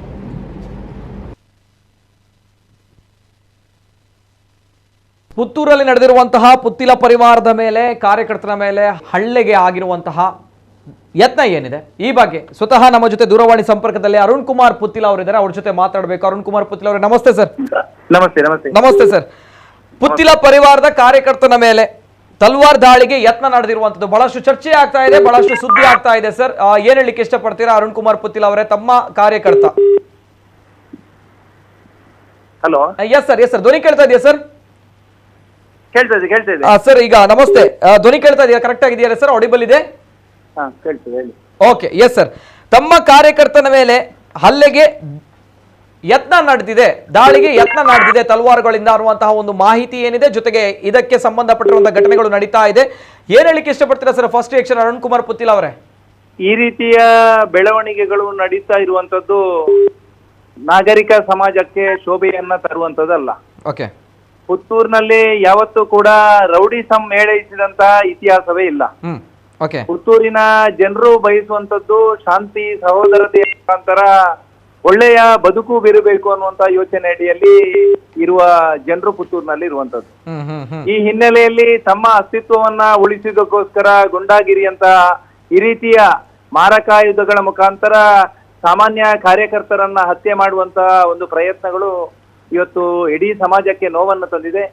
ಕಾನೂನು ರೀತಿಯಲ್ಲಿ ಅವರ ಮೇಲೆ ಕಠಿಣವಾಗಿರತಕ್ಕಂತ ಕ್ರಮ ಕೈಗೊಳ್ಳಬೇಕು ಅನ್ನತಕ್ಕಂತ ಆಗ್ರಹವನ್ನ ಈ ಸಂದರ್ಭದಲ್ಲಿ ಮಾಡ್ತೀವಿ. ಓಕೆ. ಈಗ ಪುತ್ತಿಲ ಪರಿವಾರದ ಮೇಲೆ ದಾಳಿಗೆ ಯತ್ನ ನಡೆಸಿರುವಂತದ್ದು ಯಾರು ಅಂತ ಬಂದಾಗ ಅದು ಕೂಡ ಹಿಂದೂ ಸಂಘಟನೆಯ ಕಾರ್ಯಕರ್ತರು, ಅವರು ಕೂಡ ಹಿಂದೂ ಸಂಘಟನೆ ಗುರುತಿಸಿಕೊಂಡಿದ್ದವರು. ಅರುಣ್ ಕುಮಾರ್ ಪುತ್ತಿಲ ಅಂತ ಬಂದಾಗ ತಾವುಗಳು ಕೂಡ ಹಿಂದೂ ಪರವಾಗಿರುವಂತಹ ನಾಯಕ, ತಮ್ಮ ಸಂಘಟನೆ ಇರುವಂತದ್ದು ಕೂಡ ಹಿಂದೂಗಳಿಗೋಸ್ಕರ. ಯಾಕೆ ಸರ್ ಈ ರೀತಿಯ ಒಂದು ವಿಚಾರಗಳು ನಡೆಯಿತು, ಈ ರೀತಿಯ ಒಂದು ದಾಳಿಗಳು ಯತ್ನಗಳು ನಡೆಯಿತು ಅನ್ನುವಂತ ಪ್ರಶ್ನೆ? ನೋಡಿ, ಕಾರ್ಯಕರ್ತರಿಗೆ ಜವಾಬ್ದಾರಿಯನ್ನ ನೀಡತಕ್ಕಂತ ಸಂದರ್ಭದಲ್ಲಿ ಮಾನದಂಡವನ್ನ ಆಧರಿಸಿ ಕಾರ್ಯಕರ್ತರಿಗೆ ಜವಾಬ್ದಾರಿ ನೀಡಿದ್ರೆ ಈ ರೀತಿಯ ಬೆಳವಣಿಗೆ ಆಗುವಂತದ್ದು ಅಂತ ನಾನು ಭಾವಿಸಿದ್ದೇನೆ. ಓಕೆ.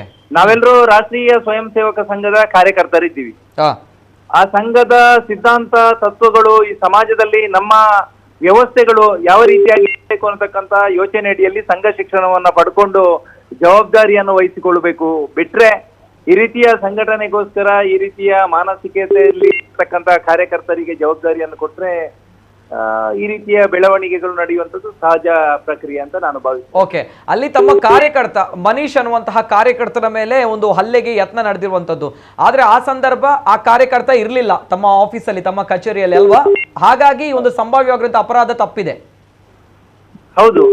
ಇಲ್ಲದಿದ್ರೆ ಮೊನ್ನೆ ಕಲ್ಲೆಗದಲ್ಲಿ ನಡೆದಿರತಕ್ಕಂತಹ ಮಾದರಿಯಲ್ಲಿಯೇ ಇವತ್ತು ಘಟನೆ ನಡೆಯುವಂತ ಸಂಭವ ಇತ್ತು.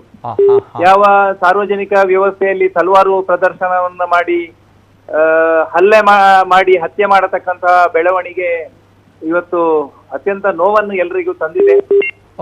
ಇವತ್ತು ಇಲಾಖೆಗಳು ಇದಕ್ಕೆ ಸೂಕ್ತವಾಗಿರ್ತಕ್ಕಂತ ಕಠಿಣ ಕ್ರಮಗಳನ್ನ ಕೈಗೊಂಡು ಈ ರೀತಿಯ ಬೆಳವಣಿಗೆಗಳು ಮುಂದಿನ ದಿವಸದಲ್ಲಿ ಆಗದಾಗೆ ಕಾನೂನಿನಲ್ಲಿ ಕ್ರಮ ಕೈಗೊಳ್ಬೇಕು ಅನ್ನುವಂತ ಆಶಯ ನಮ್ದಿದೆ. ಓಕೆ. ಪುತ್ತಿಲ ಅವರೇ, ಯಾಕೆ ಯುವಕರು ಇಷ್ಟು ಅಗ್ರೆಸಿವ್ ಆಗ್ತಾ ಇದ್ದಾರೆ, ಯಾಕೆ ಅಗ್ರೆಸಿವ್ ಆಗ್ತಾ ಇದ್ದಾರೆ ಅನ್ನೋ ಪ್ರಶ್ನೆ, ಅದರಲ್ಲೂ ಕೂಡ ಪುತ್ತೂರಿಗೆ ಏನಾಗಿದೆ ಅನ್ನೋ ಪ್ರಶ್ನೆ ಜನರು ಕೇಳ್ತಾ ಇದ್ದಾರೆ.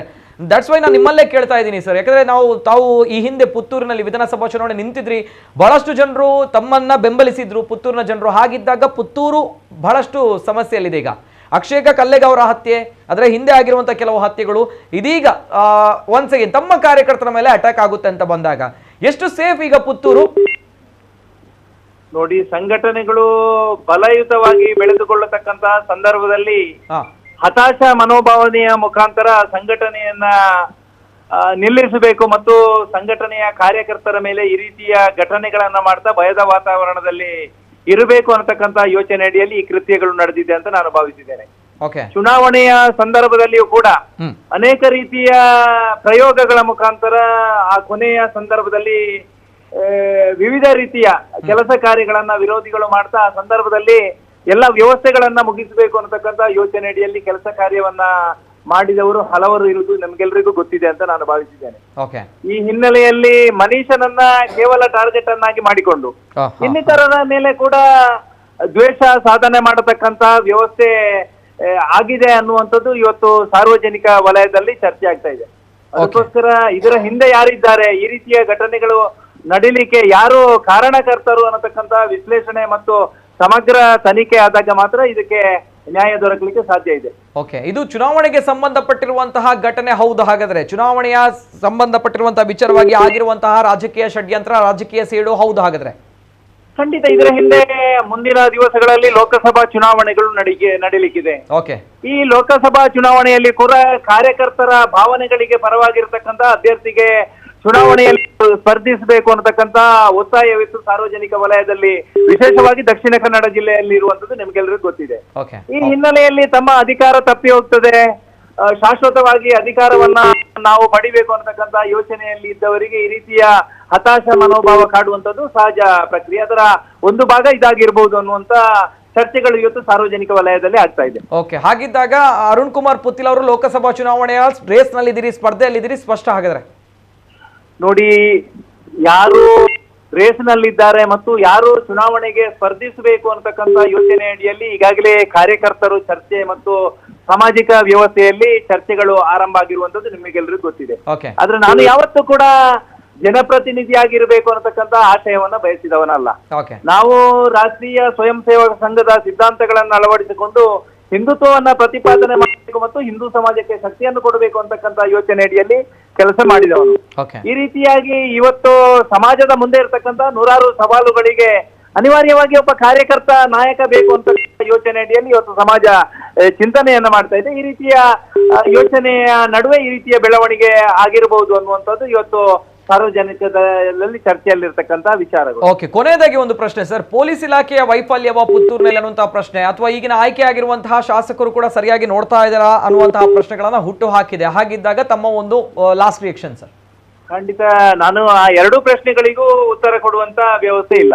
ಯಾಕಂತ ಹೇಳಿದ್ರೆ ಪೊಲೀಸ್ ಇಲಾಖೆಗಳು 2-3 ಘಟನೆಗಳಲ್ಲಿ ನಡೆದಿರತಕ್ಕಂತ ಘಟನೆಯ ಸಂದರ್ಭದಲ್ಲಿ ತಕ್ಷಣವಾಗಿ ಅವರ ಕೆಲಸ ಕಾರ್ಯವನ್ನ ಮಾಡಿ ಆ ಸಂಭಾವ್ಯ ದುರಂತವನ್ನ ತಪ್ಪಿಸ್ತಕ್ಕಂತ ಕೆಲಸ ಕಾರ್ಯವನ್ನು ಮಾಡಿದ್ದಾರೆ.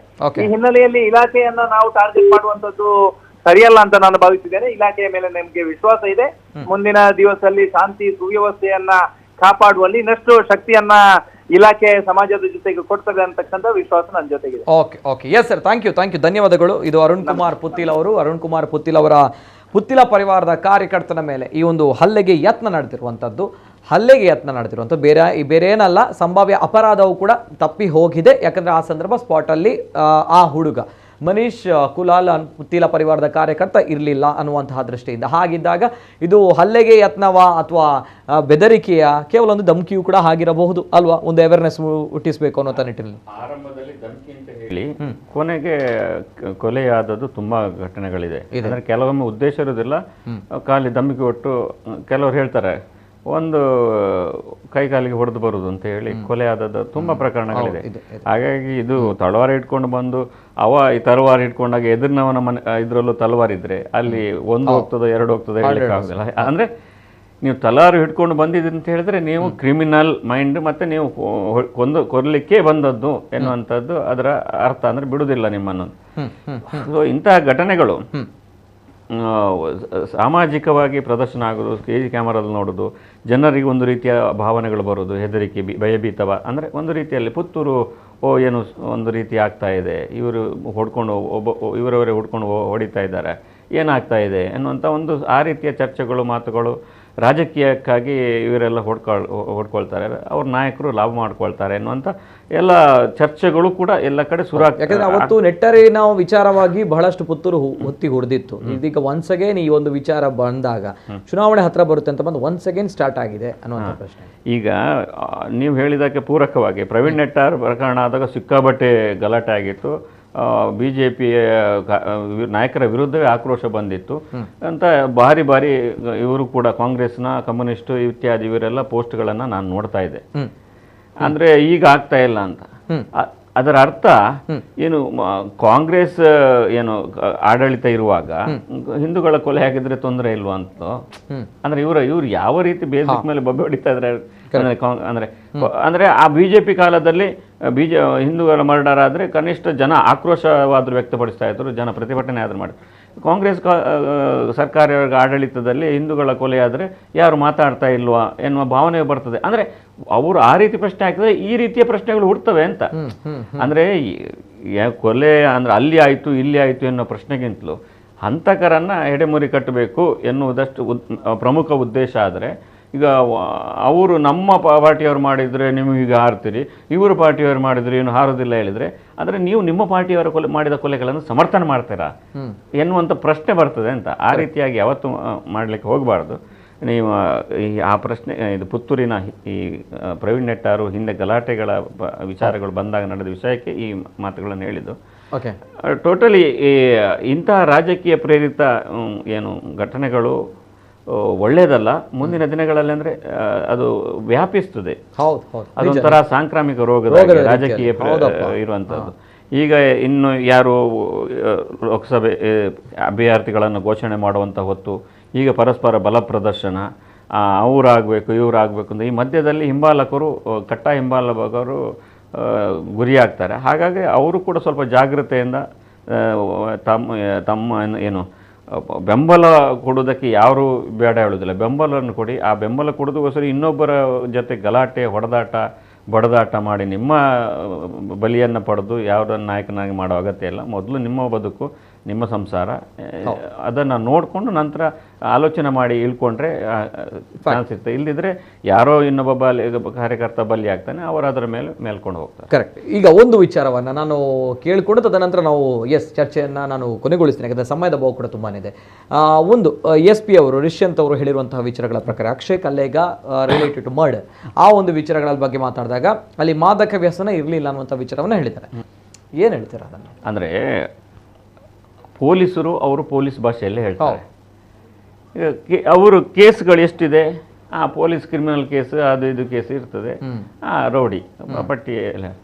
ಇನ್ನು ಆದರೆ ನಮ್ಮ ಸಮಾಜದ ದೃಷ್ಟಿಕೋನ ಯಾವ ರೀತಿ ಇರ್ತದೆ, ಸಮಾಜಕ್ಕೆ ಯಾರು ಸಮಸ್ಯೆ ಮಾಡ್ತಾನೆ, ಸಮಾಜದಿಂದ ಯಾರು ಎಕ್ಸ್ಟ್ರಾಕ್ಷನ್ ಮಾಡ್ತಾನೆ, ಲೂಟಿ ಮಾಡ್ತಾನೆ, ಹೊಡಿತಾನೆ, ಕೊಲೆ ಮಾಡ್ತಾನೆ, ವಸೂಲಿ ಮಾಡ್ತಾನೆ, ಇಂಥವರನ್ನು ಸಮಾಜದ ಜನರು ಅಪರಾಧಿಗಳಂತ ತೀರ್ಮಾನ ಮಾಡ್ತಾರೆ. ಯಾರೋ ಇವರು ಯಾವುದೋ ಕಳ್ಳ ಸಾಗಾಟ ಮಾಡ್ತಾ ಇದ್ದವನಿಗೆ ಹೊಡೆದಂತೆ, ಯಾರೋ ಇನ್ನು ಹುಡುಗಿ ಮೇಲೆ ಕೈ ಮಾಡ್ತಾ ಇದ್ದವನಿಗೆ ಇವನು ಹೋಗಿ ಹೊಡೆದಂತೆ, ಅದು ಕೂಡ ರೌಡಿ ಶೀಟರ್ ಅಲ್ಲ. ಆಗ ಆ ರೀತಿಯ ಒಂದು ಮೈಂಡ್ ಗಲಾಟೆ ಮಾಡುವವರು ಇರ್ತಾರೆ. ಇದನ್ನ ಸಮಾಜಕ್ಕೆ ಏನು ಸಮಸ್ಯೆ ಆಗಿಲ್ಲ, ಅವ್ರು ಗಲಾಟೆ ಮಾಡುವವರ ಮಧ್ಯೆ ಕಳ್ಳರಿಗೆ ಅವರಿಗೆ ಹೊಡಿದ ಅಂತ ಕೆಲಸ.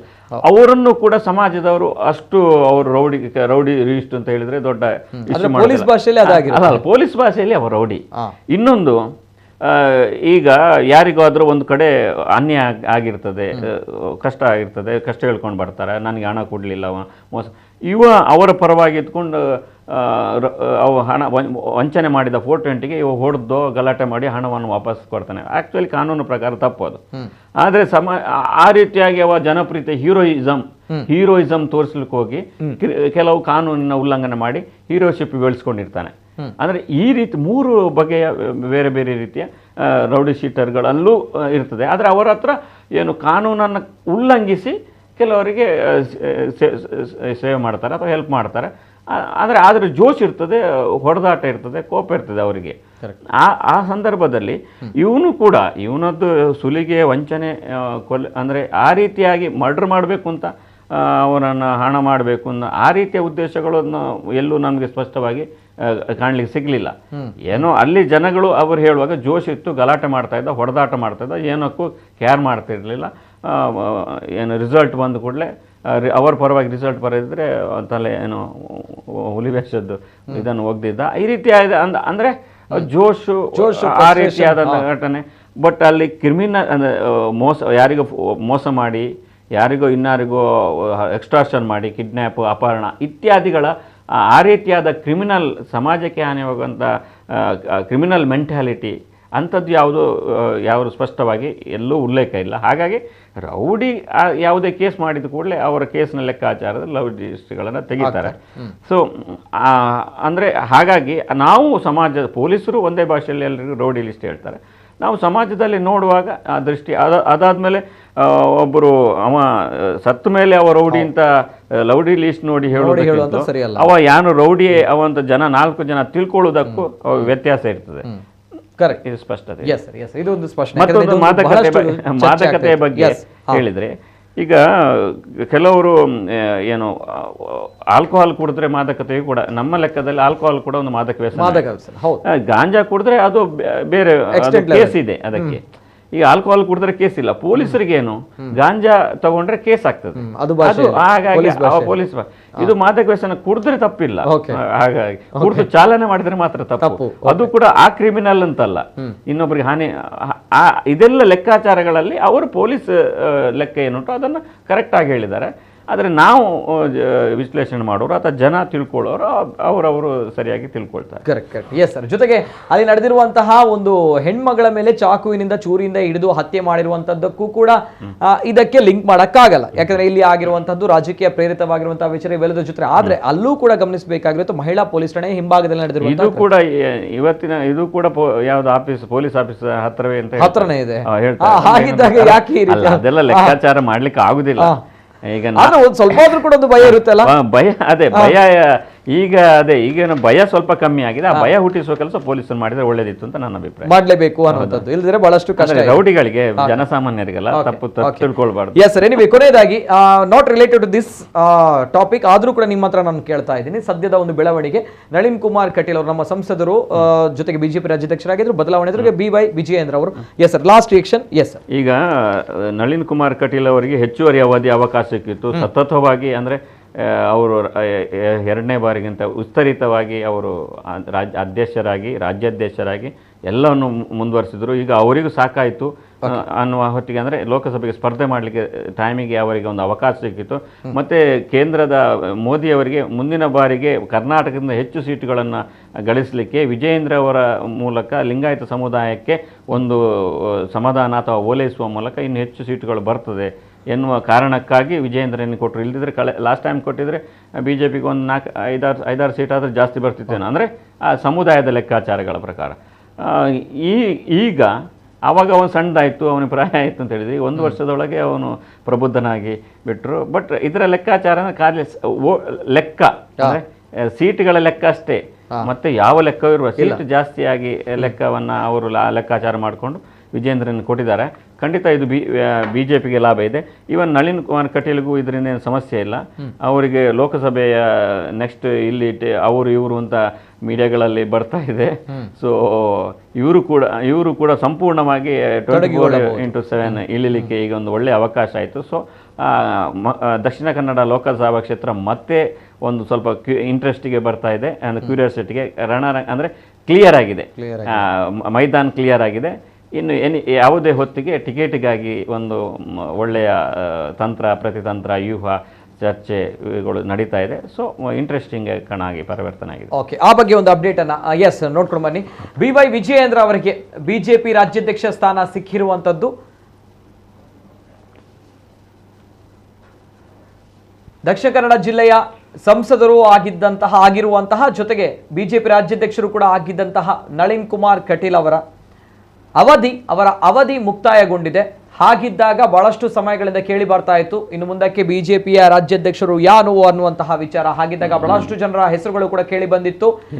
CT ರವಿ ಅವರ ಹೆಸರು ಬಹಳಷ್ಟು ಮುಂಚೂಣಿಯಲ್ಲಿತ್ತು, ಮುನ್ನೆಲೆಗೆ ಬಂದಿತ್ತು. ಯಾಕಂದ್ರೆ ರಾಷ್ಟ್ರೀಯ ಸಂಘಟನಾ ಕಾರ್ಯದರ್ಶಿ ಆಗಿದ್ರು ಅವರು. ಆ ಸಂದರ್ಭ ಅಲ್ಲಿಂದ ಅವರನ್ನ ಆ ಒಂದು ಹುದ್ದೆಗೆ ಕೋಕ್ ನೀಡಲಾಗಿತ್ತು. ತದನಂತರ ಅವರು ನೇರವಾಗಿ ರಾಜ್ಯಾಧ್ಯಕ್ಷರಾಗ್ತಾರೆ ಅನ್ನುವಂತಹ ಬಹಳಷ್ಟು ಸುದ್ದಿ ಸಂಚಲನ ಸೃಷ್ಟಿ ಮಾಡಿತ್ತು. ಜೊತೆಗೆ ಶೋಭಾ ಕರಂದ್ಲಾಜೆ ಅವರ ಹೆಸರು ಕೂಡ ಕೇಳಿ ಬಂದಿತ್ತು, ವಿ ಸೋಮಣ್ಣ ಅವರ ಹೆಸರು ಕೂಡ ಕೇಳಿತ್ತು, ಜೊತೆಗೆ R ಅಶೋಕ್ ಅವರ ಹೆಸರು ಕೂಡ ಕೇಳಿ ಬಂದಿತ್ತು. ಆದರೆ ಫೈನಲ್ ಆಗಿ ಭಾರತೀಯ ಜನತಾ ಪಾರ್ಟಿಯ ಹೈಕಮಾಂಡ್ ಹುದ್ದೆಯನ್ನು ಕೊಟ್ಟಿರುವಂಥದ್ದು BS ಯಡಿಯೂರಪ್ಪ ಅವರ ಪುತ್ರ BY ವಿಜಯೇಂದ್ರ ಅವರಿಗೆ. ಯಂಗ್ ಆಗಿರುವಂತಹ ಹುಡುಗ, ಯುವಕ, ಪ್ರಥಮ ಬಾರಿ ಆಯ್ಕೆಯಾಗಿದ್ದಾರೆ ಶಿಕಾರಿಪುರ ತಾಲೂಕಿನಿಂದ. ತನ್ನ ತಂದೆಯ ತಾಲೂಕಿನಿಂದ ಆಯ್ಕೆಯಾಗಿರುವಂತಹ BY ವಿಜಯೇಂದ್ರ ಅವರಿಗೆ ಬಿಜೆಪಿ ರಾಜ್ಯಾಧ್ಯಕ್ಷರ ಹುದ್ದೆ ಸಿಕ್ಕಿರುವಂಥದ್ದು. ತಕ್ಷಣದಿಂದ ನೇಮಕಕ್ಕೆ ಬರುವಂತೆ ಆದೇಶವನ್ನ ಹೊರಡಿಸಲಾಗಿದೆ. ಇದು BY ವಿಜಯೇಂದ್ರ ಅವರು ಇನ್ನು ಮುಂದಕ್ಕೆ ಬಿಜೆಪಿ ಭಾರತೀಯ ಜನತಾ ಪಾರ್ಟಿಯ ರಾಜ್ಯಾಧ್ಯಕ್ಷರಾಗಿರ್ತಾರೆ ಮುಂದಿನ ಅವಧಿಯವರೆಗೆ. ಎಸ್, ಇದು ಸದ್ಯದ ಅಪ್ಡೇಟ್ಸ್. ಅದೇನೇ ಇರಲಿ, ಪುತ್ತೂರಿನಲ್ಲಿ ಈ ರೀತಿ ಯಾಕೆ ಆಗ್ತಾ ಇದೆ ಅನ್ನುವಂಥದ್ದು ಪುತ್ತೂರಿನ ಜನರು ಕೇಳ್ತಾ ಇದ್ದಾರೆ. ಏನಾಗ್ತಾ ಇದೆ ಪುತ್ತೂರಿಗೆ ಅನ್ನುವಂಥದ್ದು, ಯಾಕಂದ್ರೆ 2 ತಿಂಗಳ ಅಂತರದಲ್ಲೇ 2 ಹತ್ಯೆಗಳು ಅಲ್ಲಿ ನಡೆದಿರುವಂಥದ್ದು. ಅದರಲ್ಲೂ ಕೂಡ ಒಂದ್ ಕಡೆ ಮಠ ಮಧ್ಯಾಹ್ನ, ಇಂದು ಕೂಡ ರಾತ್ರೋರಾತ್ರಿ ನಡೆದಿರುವಂತಹ ಹತ್ಯೆಗಳು, ಜೊತೆಗೆ ಅಲ್ಲಿ ನಡೆದಿರುವಂತಹ ದರೋಡೆಗಳು, ಜೊತೆಗೆ ಇವತ್ತು ಮಧ್ಯಾಹ್ನದ ಹೊತ್ತಲ್ಲೇ ಹಿಂದೂ ಸಂಘಟನೆ ನಾಯಕರು ಇಬ್ಬರು ಕೂಡ ಹಿಂದೂ ಸಂಘಟನೆಗಳಿಗೆ ಸೇರಿರುವಂತಹ ಕಾರ್ಯಕರ್ತರ ನಡುವೆ ಈ ರೀತಿಯ ಭಿನ್ನಾಭಿಪ್ರಾಯ, ಈ ರೀತಿಯ ಭಿನ್ನಮತ ಸ್ಫೋಟ ಬೇಕಿತ್ತಾ ಅನ್ನುವಂಥ ಪ್ರಶ್ನೆಯನ್ನು ಕೇಳ್ತಾ ಇದ್ದಾರೆ. ಅದರಲ್ಲೂ ಕೂಡ ಚುನಾವಣೆ ಬರ್ತಾ ಇದೆ, ಹಾಗಿದ್ದಾಗ ಇದೆಲ್ಲ ಕಾಮನ್ ಅನ್ನುವಂಥದ್ದು ಒನ್ಸ್ ಅಗೇನ್ ಕರಾವಳಿ ಭಾಗದ ಜನರು ಮಾತಾಡ್ತಾ ಇದ್ದಾರೆ. ಆದರೆ ಇದು ಆಗಲೇಬಾರದು. ಕರಾವಳಿ ಭಾಗದಲ್ಲಿ ಶಾಂತಿ ಸುವ್ಯವಸ್ಥೆ ನೆಲೆಸಬೇಕು, ಜೊತೆಗೆ ಪುತ್ತೂರಿನಲ್ಲೂ ಕೂಡ ಶಾಂತಿ ನೆಲೆಸಲೇಬೇಕಾಗುತ್ತೆ. ಆ ನಿಟ್ಟಿನಲ್ಲಿ ಪುತ್ತೂರಿನ ಪೊಲೀಸ್ ಇಲಾಖೆ ಕಾರ್ಯಪ್ರವೃತ್ತರಾಗಲೇಬೇಕಾಗುತ್ತೆ. ಅಟ್ ದ ಸೇಮ್ ಟೈಮ್ ಅಲ್ಲಿರುವಂಥ ಜನಪ್ರತಿನಿಧಿ ಕೂಡ ಈ ಬಗ್ಗೆ ಕಾಳಜಿಯನ್ನು ವಹಿಸಲೇಬೇಕಾಗುತ್ತೆ ಅಂತ ಹೇಳ್ತಾ, ಇದು ಇವತ್ತಿನ ವಿಶೇಷ. ನಮ್ಮ ಜೊತೆ ಇವತ್ತಿನ ಚರ್ಚೆಯಲ್ಲಿ ಹಿರಿಯ ಪತ್ರಕರ್ತರು, ರಾಜಕೀಯ ವಿಶ್ಲೇಷಕರು ಜಿತೇಂದ್ರ ಕುಂದೇಶ್ವರ್ ಅವರು ನಮ್ಮ ಜೊತೆ ಇದ್ದಾರೆ. And thank you sir, thank you so much, ಧನ್ಯವಾದಗಳು ಸರ್. ಇದು ಇವತ್ತಿನ ವಿಶೇಷ. ನಿರಂತರ ಸುದ್ದಿ ಹಾಗೂ ಮನೋರಂಜನೆಗಾಗಿ ನೋಡ್ತಾ ಇರಿ ನಮ್ಮ ಕುಂಡಲ ನ್ಯೂಸ್ 24/7.